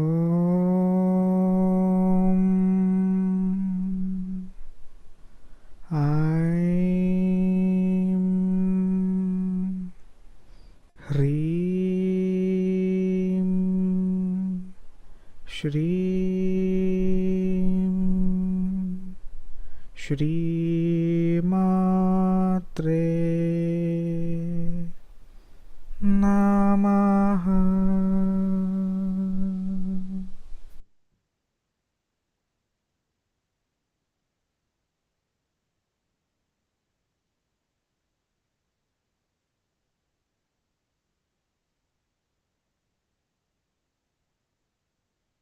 Om.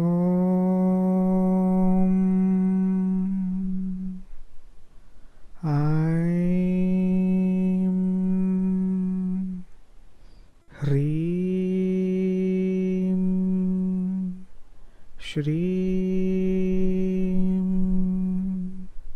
Shri Matre Namaha.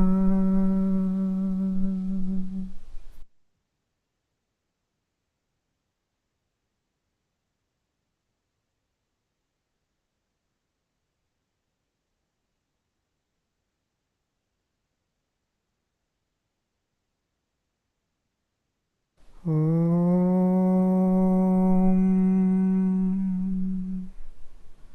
Aim. Hrim. Shrim. Shri Matre Namaha.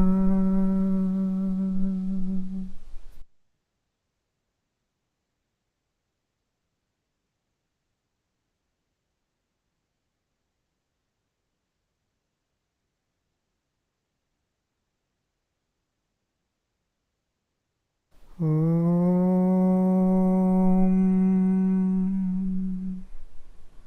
Aim.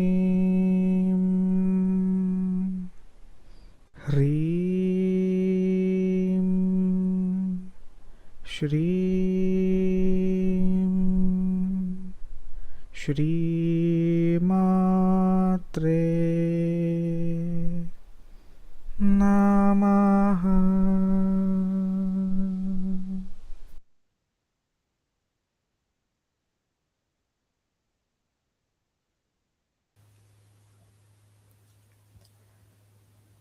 Now we move towards the glorious Sri Shiva Mahapurana,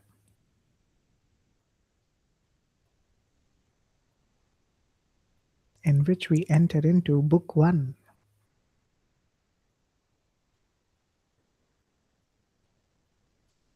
So today we are going to learn the very first chapter of Book 1. And what is the very first chapter titled as? The chapter is titled as The Inquiry of the Sages. Here you go. This is book 1, which is titled as Vidyeshwara Samhita. Repeat it after me. What is book 1? Vidyeshwara Samhita. This is the book 1, in which there will be many chapters which we will be covering. In book 1, we are entering chapter 1. What did we do previously, if you all remember? We studied the Shri Śiva Purāṇa Samhita. No, I'm sorry. Śiva Purāṇa Mahatmya is what we studied previously. The previous section was called as Śiva Purāṇa Mahatmya.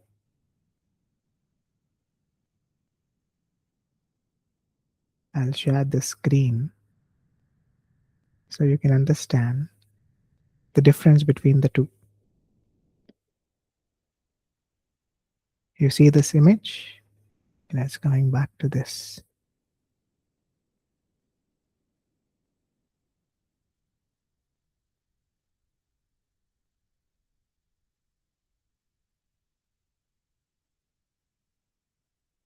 Again, coming back to this. I'll very quickly show you in a second. Yes, see this image? What is the title? Śiva Purāṇa Mahatmya is what we did previously. Śiva Purāṇa Mahatmya. Today we enter into book 1, which is titled as Vidyeshwara Samhita. Here you go. Today we enter into book 1, Vidyeshwara Samhita, in which chapter 1 is titled as the Enquiry of the Sages. So from here is where the glorious Sri Śiva Mahapurana begins. In the previous section, the Śiva Purāṇa Mahatmya, it was all about speaking about the glories of the Sri Śiva Mahapurana, how like Devaraja, Chanchula, Binduga, they all got liberated just by listening to this.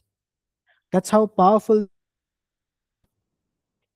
Devaraja, a big sinner, listened to this wisdom and was liberated.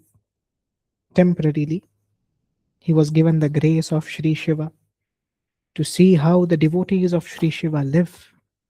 So he can come back, burn his karmic reactions, and live truthfully. So he can attain that divine abode.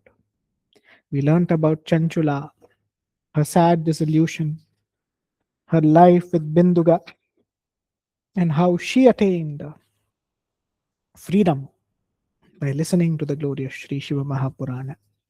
And then we learnt about Binduga, how he was liberated as well, the husband of Chanchula. And then we learnt about how the Sri Shiva Mahapurana should be studied. What is the right way to listen to this wisdom and to study this wisdom? Today, we enter into book 1, in which the chapter is very similar to what we studied in the Sri Shiva Mahapurana Mahatmya. Chapter 1 is titled as the Inquiry of the Sages. So, dear sincere seeker, remember the rule. Look at the image of Sri Shiva when you listen to this, or the image of the Shiva Linga, or keep your eyes closed and with deep surrender listen to this, because now is when this wisdom begins.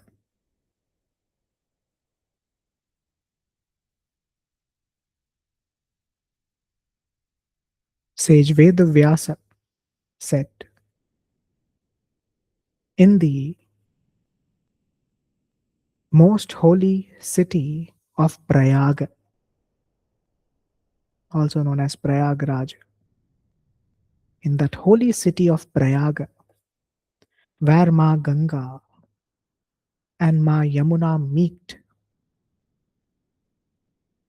there was a very great holy sacrifice which was planned to be conducted. I repeat again, sage Vedavyasa is conveying this, that in the holy city of Prayag, there is a great Jnana Yagna.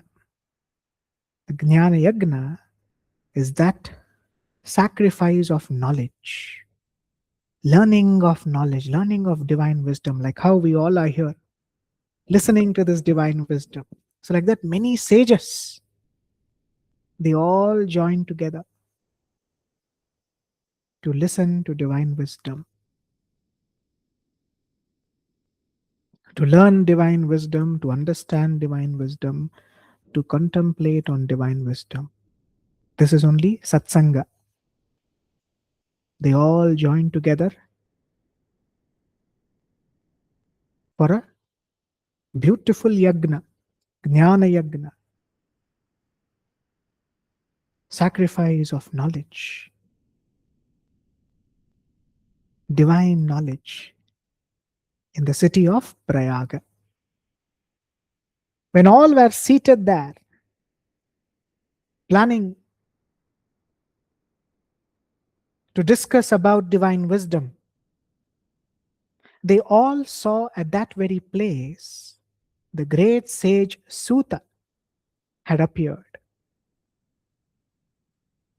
In which place? In Prayaga?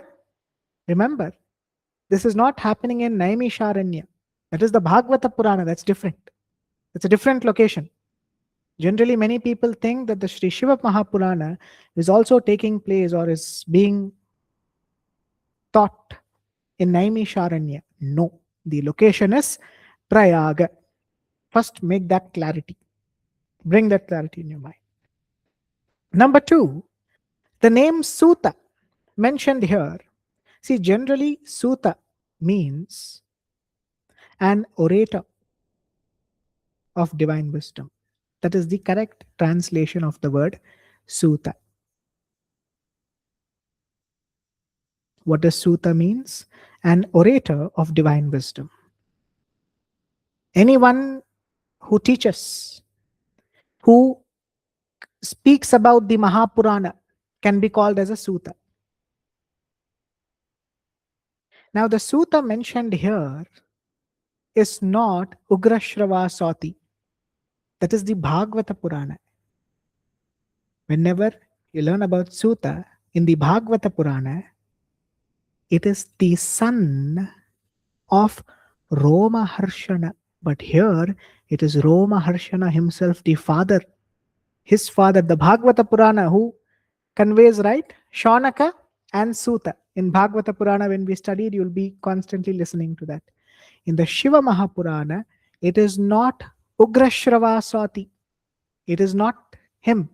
It is his father, Roma Harshana, who's the direct student of sage Vedavyasa, who's going to speak the Shiva Mahapurana. His name, he's also called as Suta. So that's where people get confused.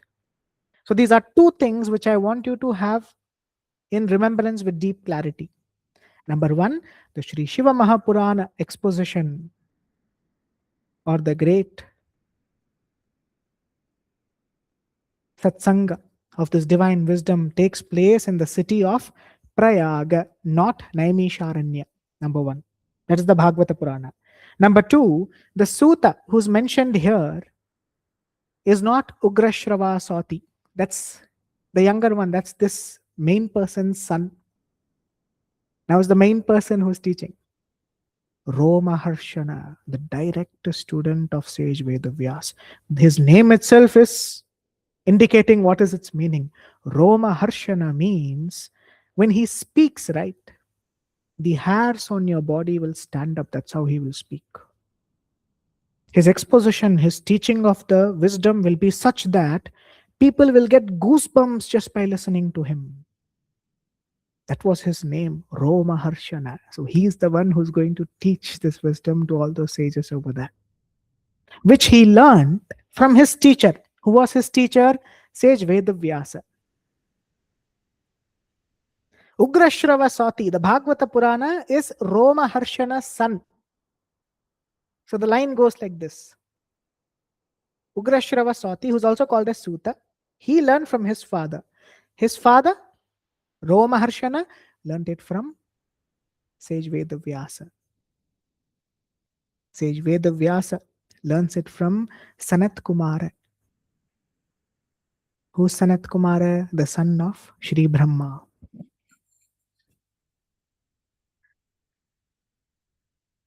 Like this, and Shri Brahma learns it from Nandikeshwara. Nandikeshwara learnt it from Shri Shiva. Shri Shiva, in fact, expounded this wisdom first to Ma Parvati. So the very first student of the Shri Shiva Mahapurana is Ma Parvati. And then comes the line like this. So the sutta here mentioned is Roma Harshana. These are two things which I want you to remember. The location, Prayaga, not Naimisharanya. Number two, the sutta here is Roma Harshana, the father, who's the direct student of Sage Vedavyasa, who was given the work of expounding the wisdom of the Purana. So all these sages assembled there for a Jnana Yagna, listening to divine wisdom, contemplating upon divine wisdom. As soon as they see Sutta, so I will maintain the word Sutta is more easier than saying Roma Harshana every time because it's a bigger name. Sutta is more simple. So when they all see Sutta over there, they all stand up and go to him. Oh dear Sutta, you are here. We are blessed to have you here. Please take a seat. And as he's taking his seat, everyone have started. All the sages are requesting him to teach that divine wisdom which can save us from the clutches of Kali Yuga, that can save us from Maya. As he's sitting down, because having the right people in our life from whom we can listen to divine wisdom is a great blessing. We should never let go of that opportunity. So all these sages together, they look at Sutta and say, "O blessed orator, O divine sage, you have knowledge like an ocean. You know all the Mahapurana, the wisdom of the Purana. Please bless us. Teach us the secret of secrets." See how beautiful. Secret of all secrets. Because not everyone knows this. Very few people are even interested in learning this. The sages say, at this terrible age of Kali Yuga, where everyone has taken up the path of adharma, every person is eyeing the wealth of another person. How can we cheat this person? Every person is getting into the practice of adultery, looking at someone else's husband or wife, injuring other person, thinking that the physical body is in fact the Atman, misunderstanding what is real and unreal. They all have become atheist, no God, no Bhagwan. We see in all politics, right? I'm only the king. There is no Bhagavan here, no Ishvara. See, when you're having a good time, when you're burning a good karmic reaction, all these successful people will say there is no Ishvara. When life starts to teach them a lesson, when Prakriti starts bringing their negative karma into their life, then all these people who said there is no Ishvara will be the biggest devotee of Ishvara. So don't trust a person who calls himself an atheist, because he's an atheist only as long as his good karma is being burnt. When negative karma is burnt, all these atheists will come back in their track at the feet of Sri Shiva. People have become atheist. People start hating their parents. They have become slaves for lust. Divine wisdom is being sold for money. In such a situation, how can we correct ourselves? How can we change ourselves? How can a husband be a good husband? How can a wife be a good wife? How can a son be a good son? Daughter be a good daughter? A spiritual seeker be a good spiritual seeker? So all these can be seen as their questions. How can we stop cheating? Give us that wisdom which can make us walk in the path of righteousness. Give us the wisdom that takes us away from unrighteousness. Give us that wisdom which can truly bring dharma in us.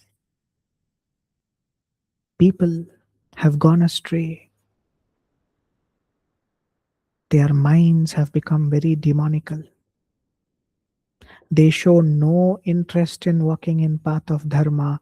Please teach us that wisdom so all those people can also walk in the path of dharma. Even the ones who worship, they just worship for namesake, not with a true intention of love and surrender to Ishvara. Teach us that wisdom which can uplift all of them.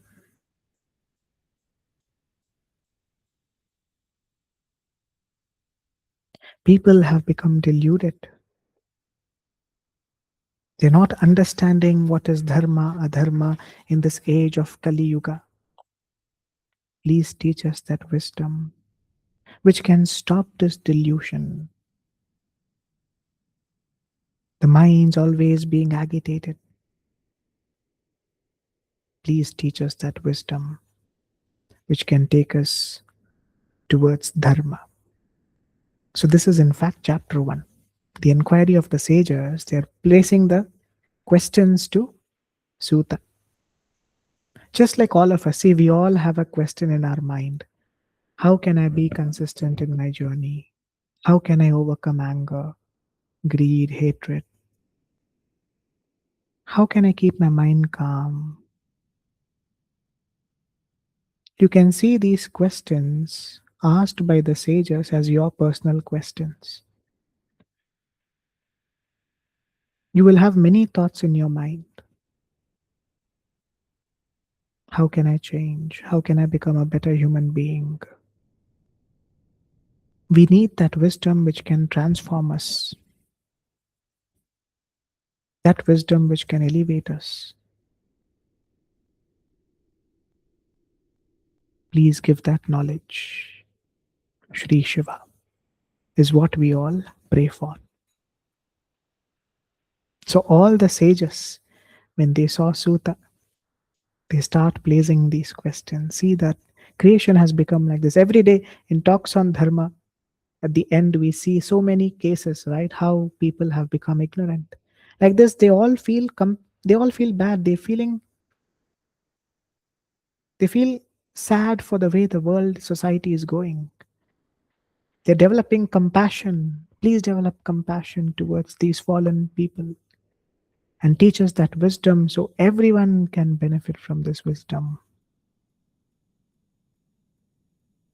That is the intention of these sages when they are speaking to Sutta. This was chapter 1. Chapter 1 is very similar to the Śiva Purāṇa Mahatmya, where it starts like this. So chapter 1 is also in a similar scale. The sages placing their questions and their doubts, asking Sutta. to teach us that which can save us and lead us to Dharma. Next, we move to chapter 2. So, in chapter 1, the most important thing what I want you to remember is the place where this beautiful discourse is taking place. It is not Naimisharanya, it is Prayaga. At the place of Prayaga, this discourse is taking place between the sages and Sutta. Now, who's the Sutta here? Romaharshana, the father of Ugrashrava. Ugrashrava is the son. The Bhagavata Purāṇa which we study is usually the conversation between him and Shaunaka.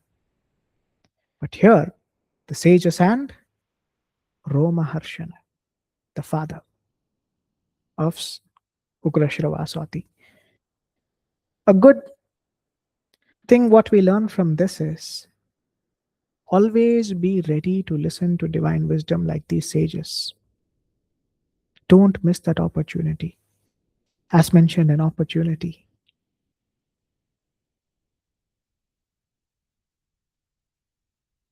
We become so much carried away by this world that we forget what is the ultimate goal of our life. So this study of the Sri Śiva Mahapurāṇa is an opportunity to save us from the clutches of Maya. That is what the sages say. The sages are saying, see, the world has become like this. People have become like this. People means not just a third person. It's also us. See, we also have become greedy, right? Sometimes. We also become angry at times. We are not able to control our mind at times. We are not able to be peaceful at times. So you can consider this as our personal question. Why do we feel like this? How can we overcome this? Even though we try to walk in the path of Dharma, somehow or the other our own mind is deceiving us. We end up walking in the path of Adharma. For such a person, for such a situation, how can we save ourselves? Please give us that knowledge, that wisdom is what the sages are asking for from Sutta. And in chapter 2, Sutta replies to the sages. Now we enter into chapter 2 of Vidyeshvara Samhita, which is titled as Sutta replies to the sages. He is giving answers to the questions which were asked. Sutta says, this is such a beautiful question which you all have put in front of me. Prompted by my love towards you all, I shall remember the feet of Sri Shiva and tell you that wisdom which my teacher taught me. Who is his teacher? Sage Vedavyas. It has been told that the entire essence of the Vedanta is contained in this divine scripture known as the Sri Śiva Mahapurāṇa. So to all these questions which the sages asked, he's giving the answer. What is the first answer? The entire essence of Vedanta. Understanding who we are, why we are here, what is the purpose of our existence, how to complete this journey. All these, whatever the Vedanta speak about, it is there in the Śiva Mahapurāṇa. In fact, listening to the Sri Śiva Mahapurāṇa, you can attain the highest truth, the truth of realizing, understanding Brahman. It will remove all your sins. Oh, great sages, especially in this age of Kali Yuga, the Śiva Mahapurāṇa has the power to destroy all sins. It can even give you the fruits of Dharma, Artha, Kama and Moksha. What is Dharma?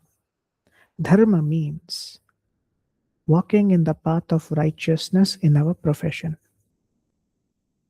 When you properly understand dharma, especially in the talks on dharma we saw, when you are in a position of power, you should be truthful.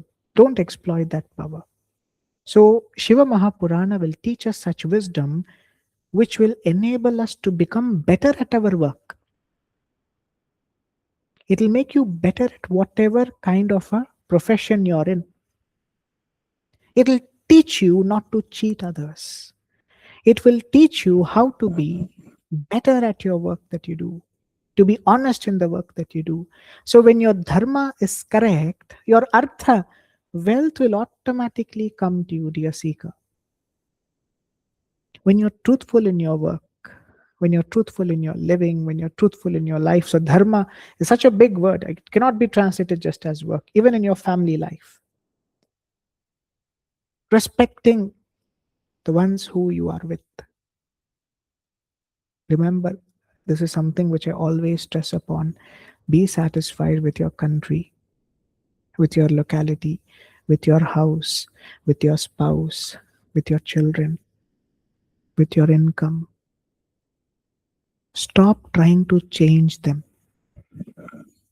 Rather, what you should change is change the internal intention which you have. Change the intention from the world, desire of the world, to the desire of Shri Shiva. Automatically you will be blessed with artha. You should never worry about money. Money is the last thing what a spiritual seeker is worried about. If you're worrying about artha, it means your dharma isn't proper. I repeat again, please listen very carefully, dear sincere seeker, so you don't get this wrong. Money, wealth is the last thing a spiritual person would ever worry about. Because when you walk in the path of dharma, when you're truthful, you will have everything in abundance. When you're not truthful, then you will never have anything in abundance. So before artha comes dharma. That is why in our scriptures, we first place dharma, proper conduct. Then others automatically follow. You don't have to strive for artha. Artha, wealth will automatically come to you. With that wealth, you are allowed to live a peaceful life. Detachment does not mean I don't use air conditioner. I don't use vehicle. I don't do this. That's not detachment. That is again going back to suffering. Who wants to suffer? Detachment means, as mentioned in all the previous sessions,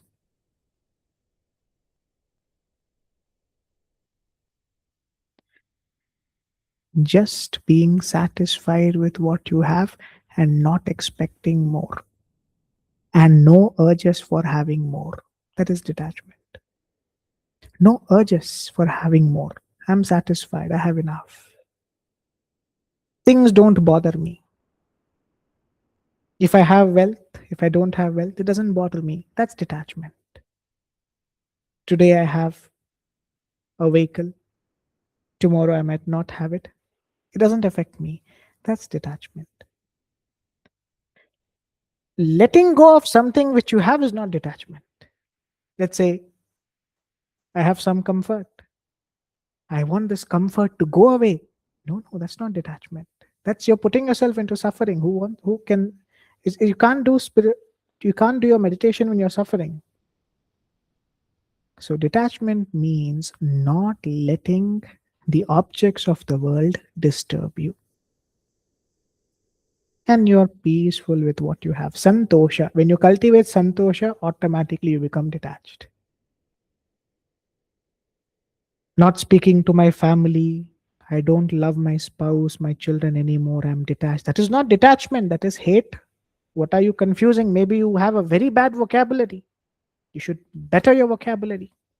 Understand the meaning properly. That is hate, not detachment.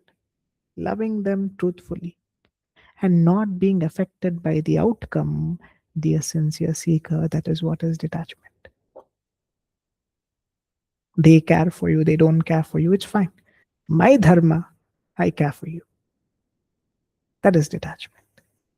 True detachment and true dharma. If they don't care for me, I don't care for, I'll also not care for them. That is taking revenge. So here if you see, when you practice dharma, artha automatically comes to you. Wealth you should never worry about. If you're someone who's constantly worried about wealth, then you're doing something wrong in dharma. Your dharma, not just your profession. Remember, dharma is also your personal conduct. Following the rules of yama niyama is also dharma. Are you practicing the rule of ahimsa, satyam, asteyam, brahmacharyam, shama, dhriti, daya, arjavam, mitahara, shaucham? In short, refrain from causing harm, speaking and living in accordance with truth, refraining from theft, exploitation. When you follow these rules of yama niyama, trust me, the Yoga Sutra of Sage Patanjali will convey this. How wealth will automatically come your way. You will not be interested in wealth after that. That's how much you'll get. When you truly embody this, right, the principle of yama niyama, you will be flooded with wealth. You will feel like this is enough. I don't want this anymore.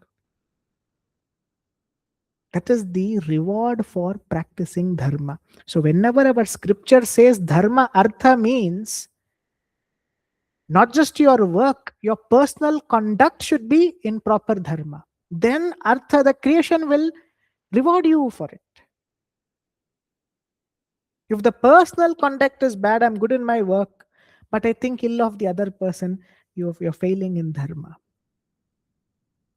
So when all these correctly you follow, artha will automatically come your way. You will be the last person in this earth ever thinking, will I need money for this? Is money a problem for me to do that? Never. Money will never be an obstacle in your life. Artha will come to you. Number 3, kama. See, when you're truthful, and even kama should be approached as per dharma. With that wealth you have, you're welcome to rejoice, live a good life. We don't say don't buy vehicle, don't buy luxury, never. Live in great comfort. You deserve it for being truthful. Someone else will say, oh, this person has such a massive house, how attached they would be to wealth. This person is only that. In the Yoga Sutra, if you remember, I told you right, misconception. Shri Krishna says in the Bhagavad Gītā, the person who has hurt you today, 20 years from now, they will come to you and they'll say they regretted. They are hallucinators, imagination people. They don't know anything about scriptures. First, remember, don't live in poverty. You should never, if you're living in poverty, if you're struggling, suffering for wealth, you are not following dharma. That is why. If you follow dharma, wealth automatically follows. And kama, you are welcome to use that.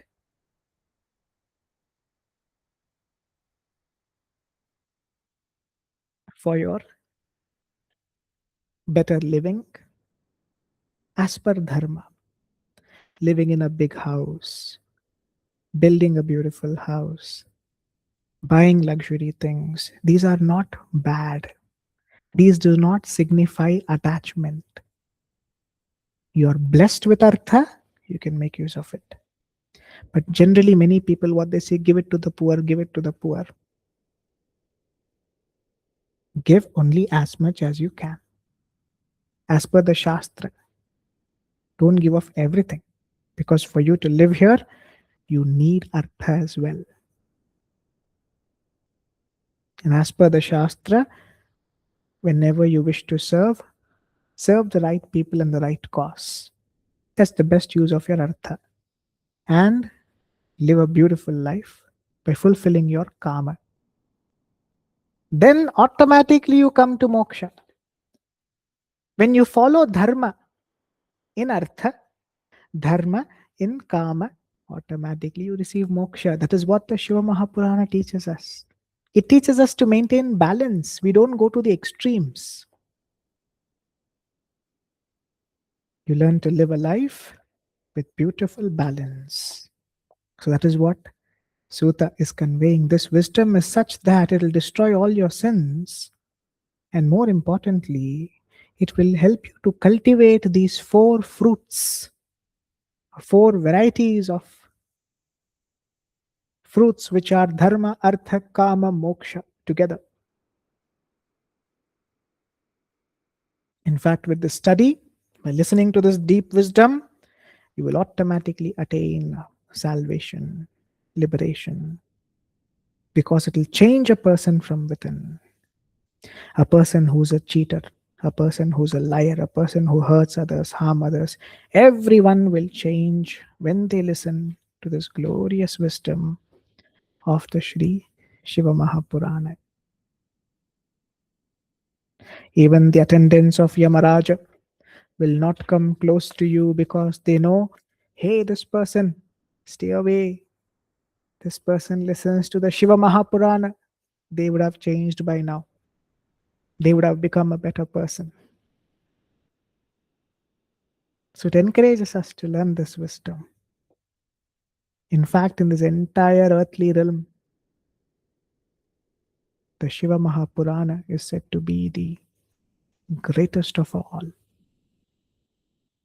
the deepest of all, which helps us to attain liberation. No spiritual place is equal to this Mahapurana. Your very house becomes that spiritual place where you sit and listen to this. Every place of pilgrimage are in fact,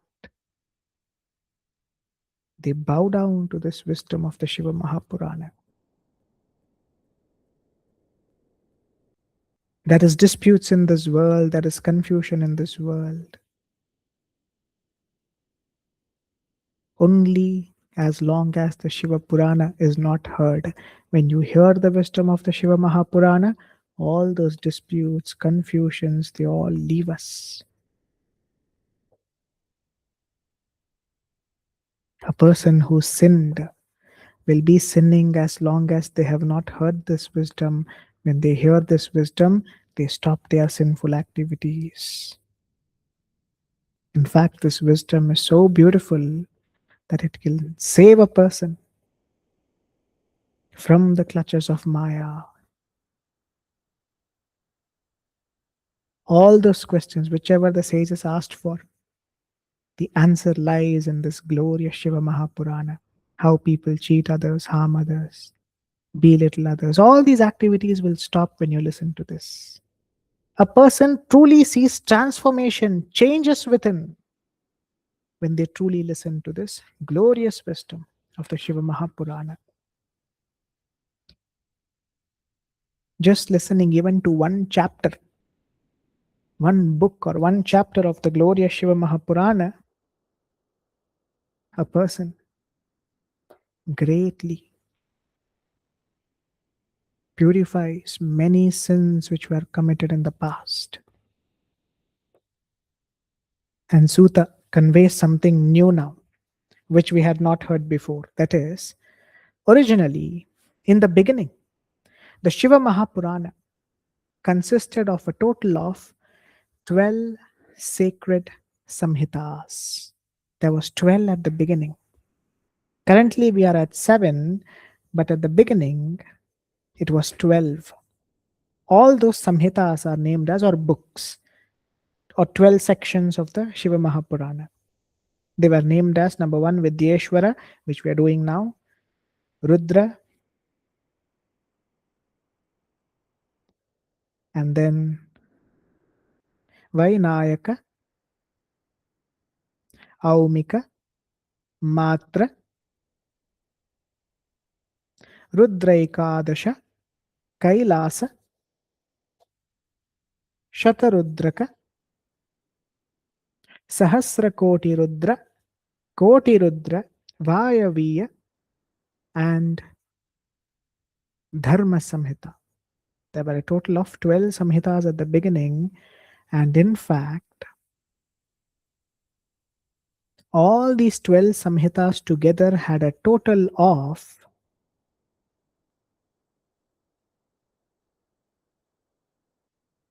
more than 100,000 verses. 100,000 is like 1 lakh. And even before that, at the beginning, when Sri Shiva had expounded this wisdom, there was a total of 1,000,000,000 verses, which is 100 crores as per the Indian numbering system. 100 crores or 1,000,000,000 verses at the beginning when Sri Shiva had taught it. And then based on every yuga, it kept reducing. And in this current age of Kali Yuga, it has now been reduced to 7 samhitas with a total of 24,000 verses. So here we see how a huge, at the beginning it had, when Sri Shiva taught it, it had a total of 1,000,000,000 verses, also known as 100 crore verses. That's a huge number. But now, since our lifespan is short,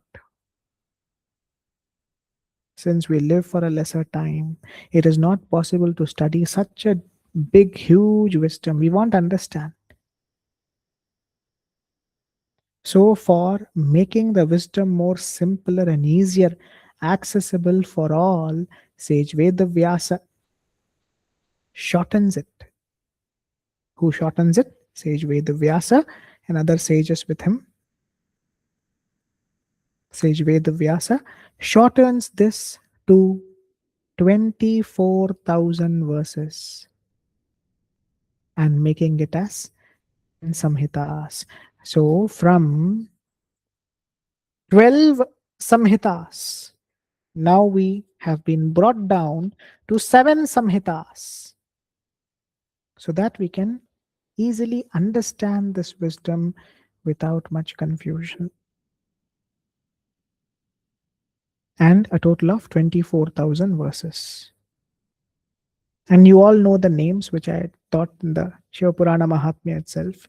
Vidyeshwara Samhita is the first Samhita, second is Rudra Samhita, third is Shatarudra Samhita, fourth is Koti Rudra Samhita, fifth is Uma Samhita, also called as Aumi Samhita, sixth is Kailasa Samhita, seventh is Vayaviya Samhita.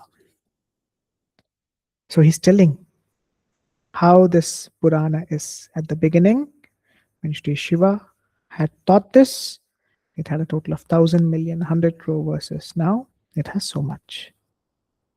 It is at par with the study of the Veda. In fact, even if you study hundreds and hundreds of other sacred texts, they can't bring you closer to the depth of the wisdom that the Sri Shiva Mahapurana has to convey. It was first expounded by Sri Shiva himself and then condensed, which is shortened by sage Vedavyasa. So here it is clearly mentioned, shortened by sage Vedavyasa to 24,000 verses, which we have today. This divine wisdom has the power. If you listen to this carefully, you can come out from 3 types of problem. Problem number 1, any physical disease you have, any physical problems you have, you will slowly heal because of this wisdom. Because even your mind will heal, which is number 2. All kinds of internal issues that you have, mental issues that you have, they all will start going away. You will heal yourself from within. See, we see illness only physically, but our Shastra also conveys mental illness.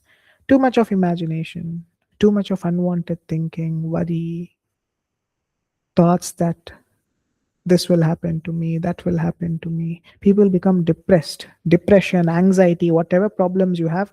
Listen to the Sri Shiva Mahapurana with deep attention. All these anxieties, stress, tension, negative thinking, they all will leave you. This is a healer. If you're looking for a healer, I wish someone can heal me.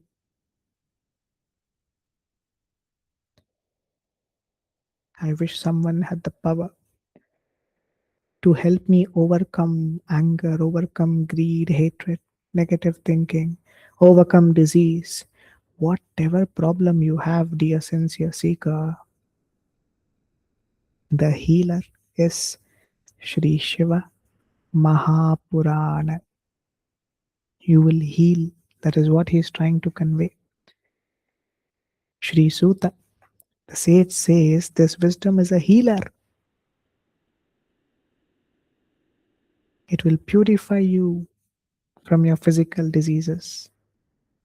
It will purify you from your mental diseases. It will also safeguard you from all external calamities which might enter into your life in the future. Even from that, it will save you. So if you're someone who feels lonely, if you're someone who feels all alone in this world, I have no one who loves me, cares for me, respects me.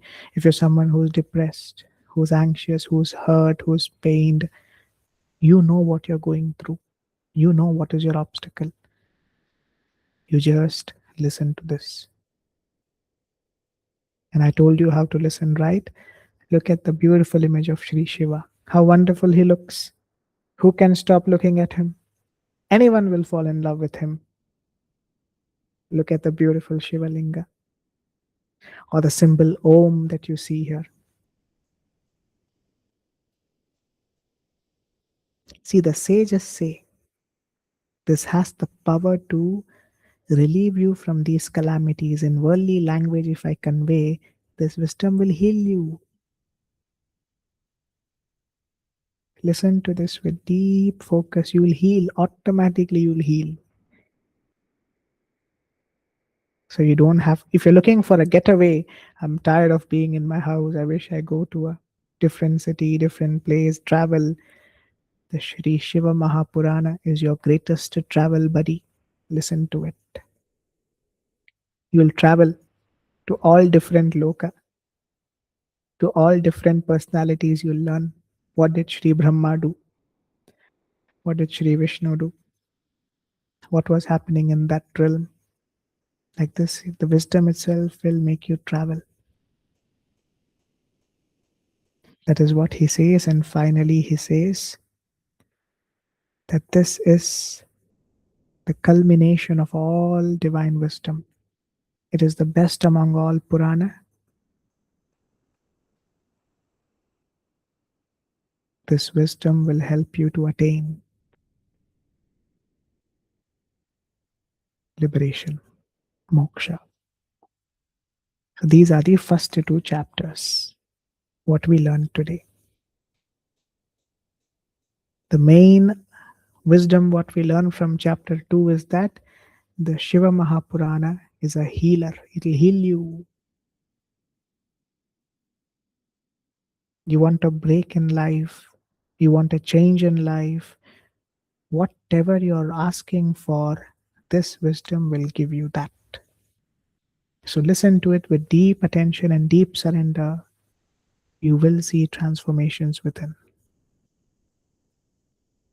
So what we will do now is, we will meditate on the beautiful mantra Om Shivaya Namaha before we enter into talks on Dharma.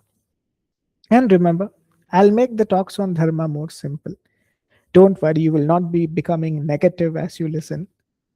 Whenever you listen to it, right, listen to it with a calm mind. Why we do that is to understand how we should live in this world. How even our own mind can deceive the sincere seeker, that other person whose case I take, who I speak about, is none other than you in that form. This is only non duality.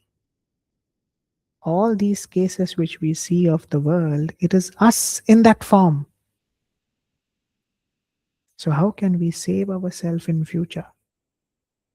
how to handle anger, greed, hatred, what all they do is why we get into that in a worldly way. It's not to create negativity in your mind. So listen to it with a calm mind. Maybe you're angry when you're listening to it, so you become more negative thinking. What is this? Listen to it as a case study. Like something's happening in this world. What went wrong? Why did it go wrong? What could have been done better to avoid that situation? That's how we see it.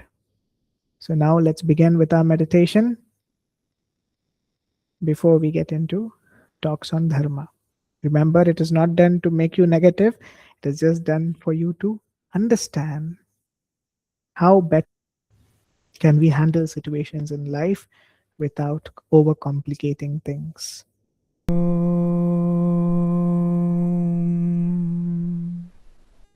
Shivaya Namaha.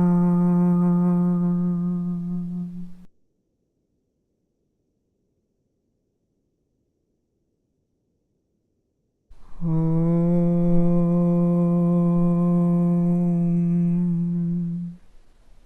Shivaya Namaha.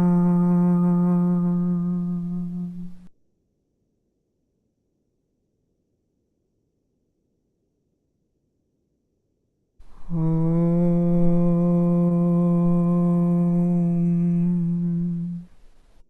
Shivaya Namaha.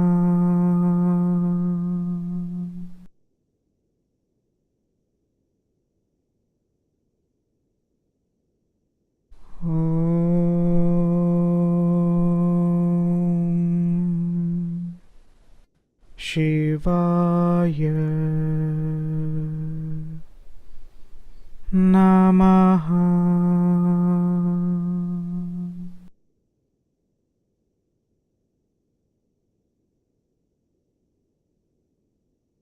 Om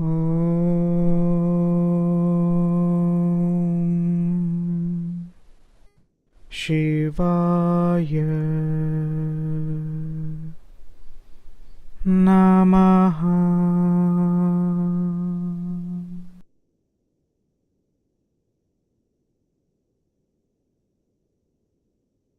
Om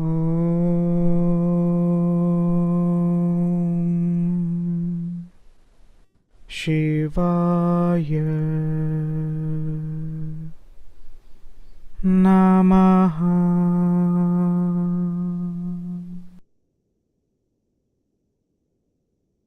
Om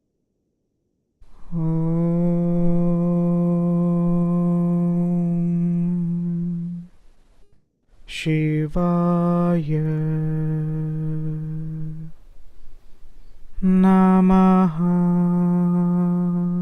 Namaha.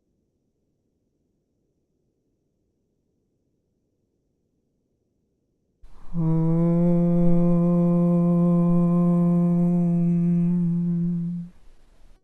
Shivaya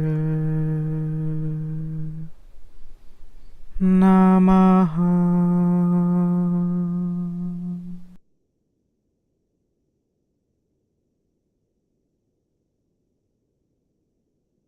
Om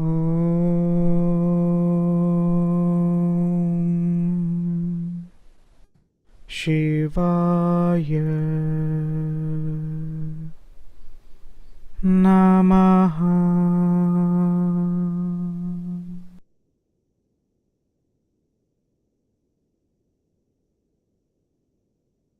Om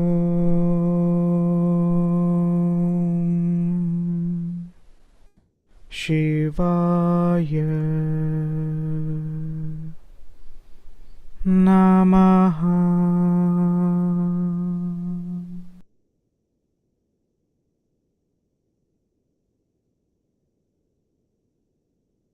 Om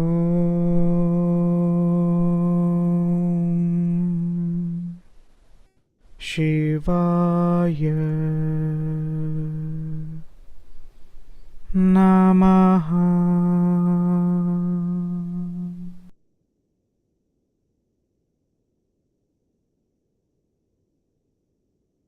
Om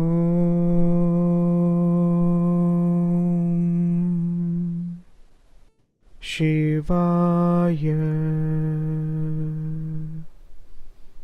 Namaha.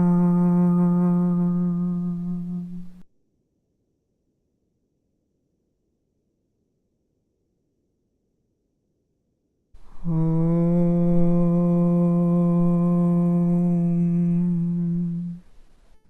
Shivaya Namaha.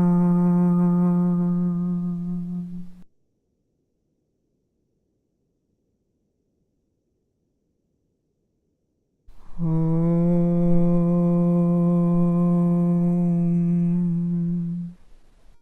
Shivaya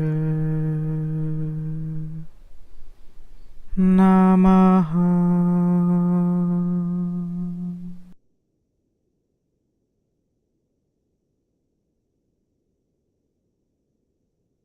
Om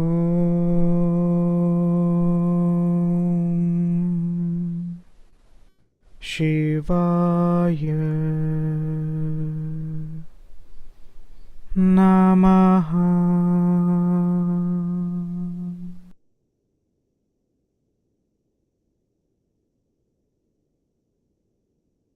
Om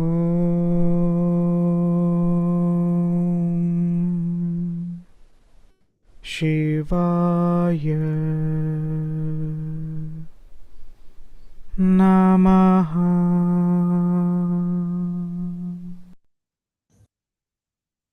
Next, we move to talks on Dharma,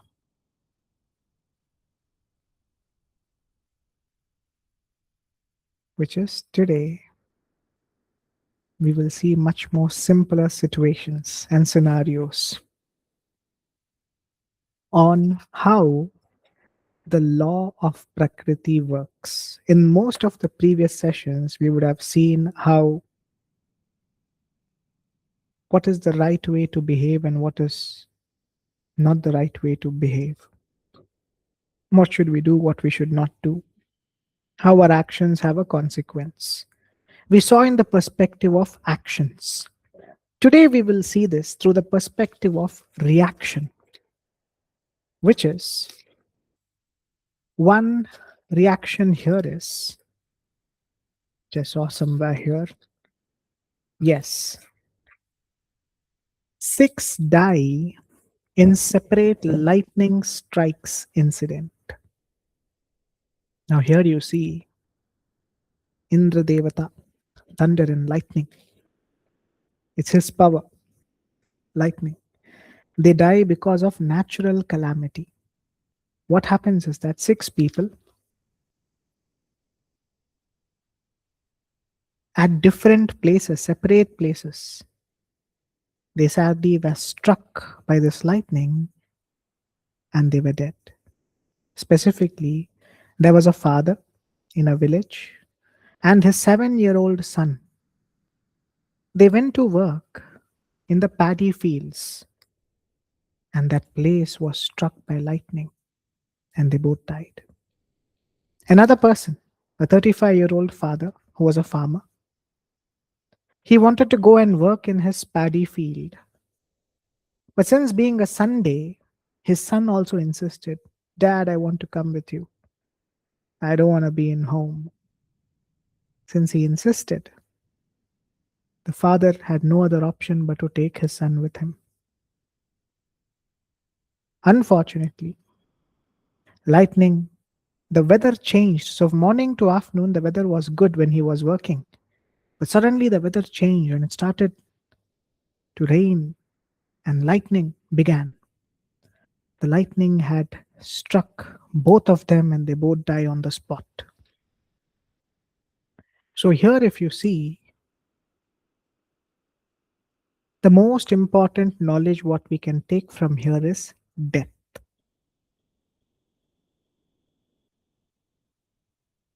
Death can happen in many ways. Death means for the jiva to drop this body. What is the correct understanding or definition of the word death as per our Shastra? The time for this jiva in this body has come to an end. And it is time to move to the next destination. This can happen in so many ways. It can happen because of lightning. It can happen even through accidents. It can happen in ways we just can't even imagine. In a natural way, it could happen because of a tsunami, because of a volcanic eruption. So, what here happens is that whenever time has come to an end in this human body for this jiva, these are the ways how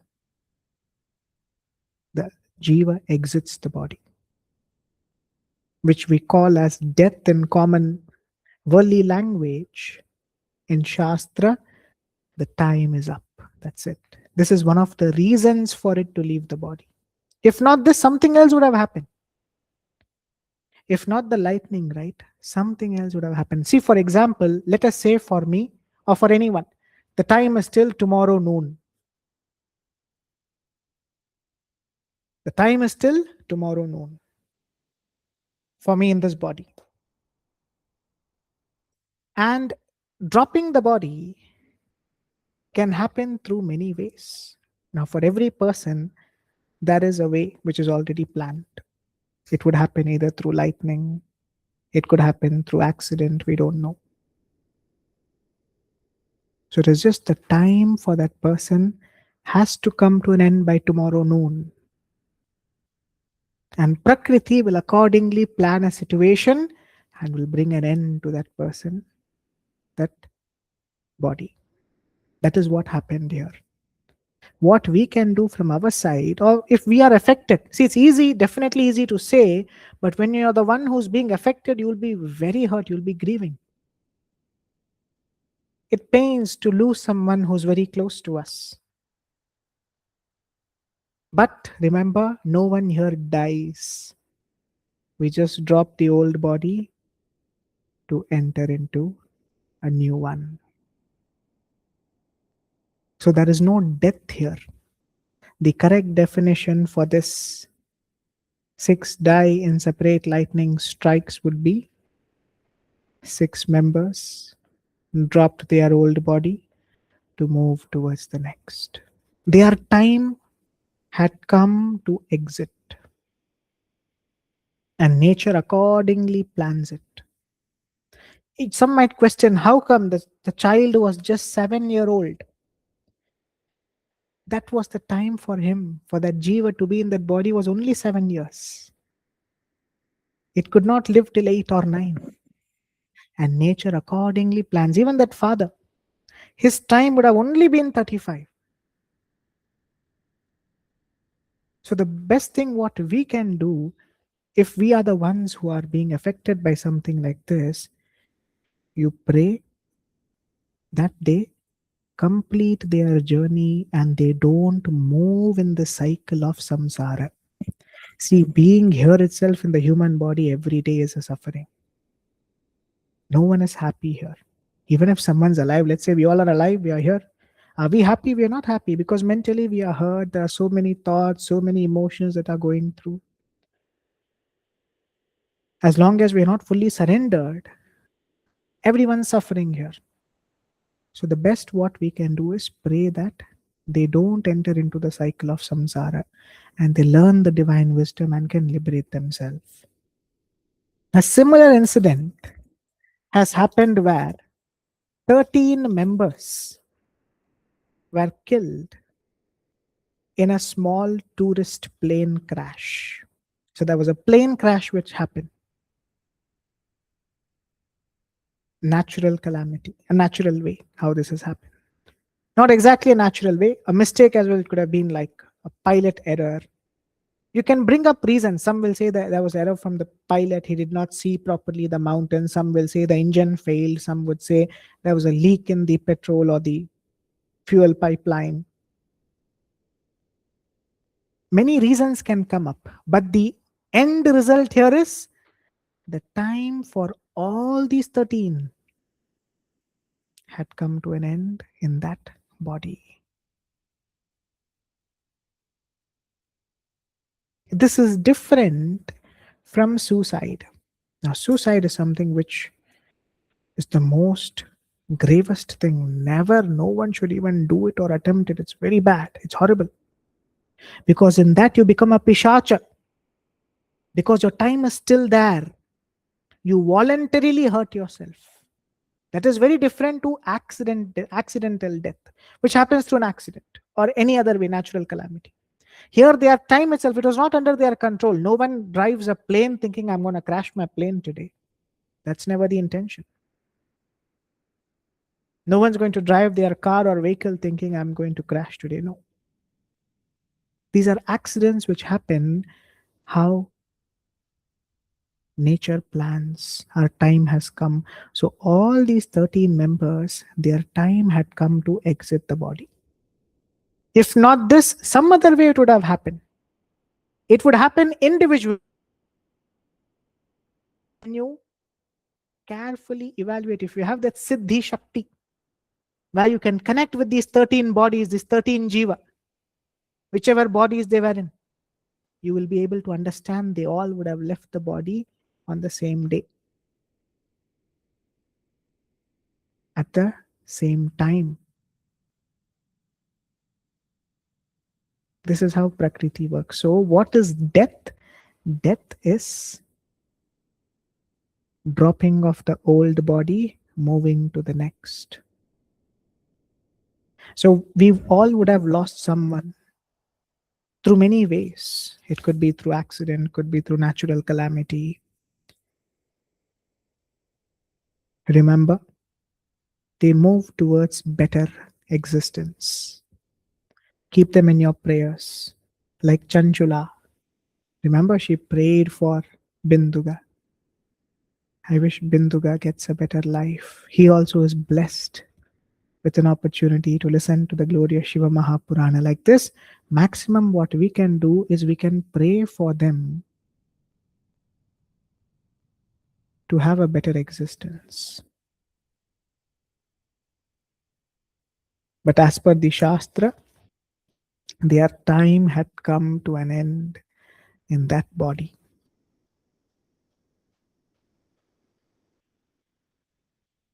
We all have different lifespans. Some will live till 1 month, some will live till 6 months, some will live for 10 years, some till 15 years.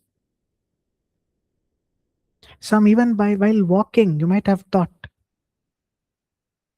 a person would have been standing at the top of their house. They just turned like this. Unfortunately, they tripped and they fell and they died. These are ways how Prakriti plans to make that jiva drop that body. Whatever you try to do, you can't change that situation. Neither could you have saved that person. Even if you try to do right, at that time you'll get confused. You'll be shocked in a second, you'll be standing. There could be situations where people would have tried to save someone. But unfortunately, at that moment, their mind did not work, or they were not able to even go close to them. They were blank. That's how Prakriti works. Because their time has come to an end. See, we all are here traveling with this body, burning our karma. As long as you are here, don't hurt anyone. We don't know when who will go. As long as you are here, don't harm anyone. Think only good of others. If someone you love has left you, they are not dead. The jiva, also translated as the soul, has dropped the old body to move to a better existence. The maximum what you can do is pray that they attain divine wisdom soon and let them not suffer in samsara. Our truest person who will always be with us, our Father, mother, brother, sister. The truest person who truly embodies these relationship is Ishvara alone, Bhagavan alone. He is our truest father, mother, brother, sister, who will always be with us. So be connected to him and whoever around. When someone leaves, someone enters as well. It is not always gray and dark here. It is not always bad and negative here. If someone leaves, there's a new life as well coming up. This is what Prakriti is. But our goal is no more this samsara. Let us fully surrender at the feet of Ishvara and realize the ultimate truth. So, with our eyes being closed, we'll just meditate on the mantra Om Shivaya Namaha. So that the ones who are struck with the lightning, who died of a plane crash, and other so many ways they dropped the body. We pray that all of them are given the opportunity to listen to divine wisdom and they complete their journey. Om Shivaya Namaha. Om Shivaya Namaha. Om Shivaya Namaha.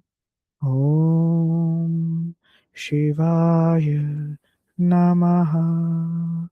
Om Shivaya Namaha. Om Shivaya Namaha. Om Shivaya Namaha. So the answer from today's session is no one dies. We just drop the old body to move to a better existence. So don't grieve if someone you loved had left in any of these ways. Thank you everyone for watching this session fully. I hope you didn't skip through. As soon as you come in, don't directly come to the next chapters which you wanted to study. The full video, watch it with deep sincerity. Let this wisdom always be in our mind. Om Tat Sat.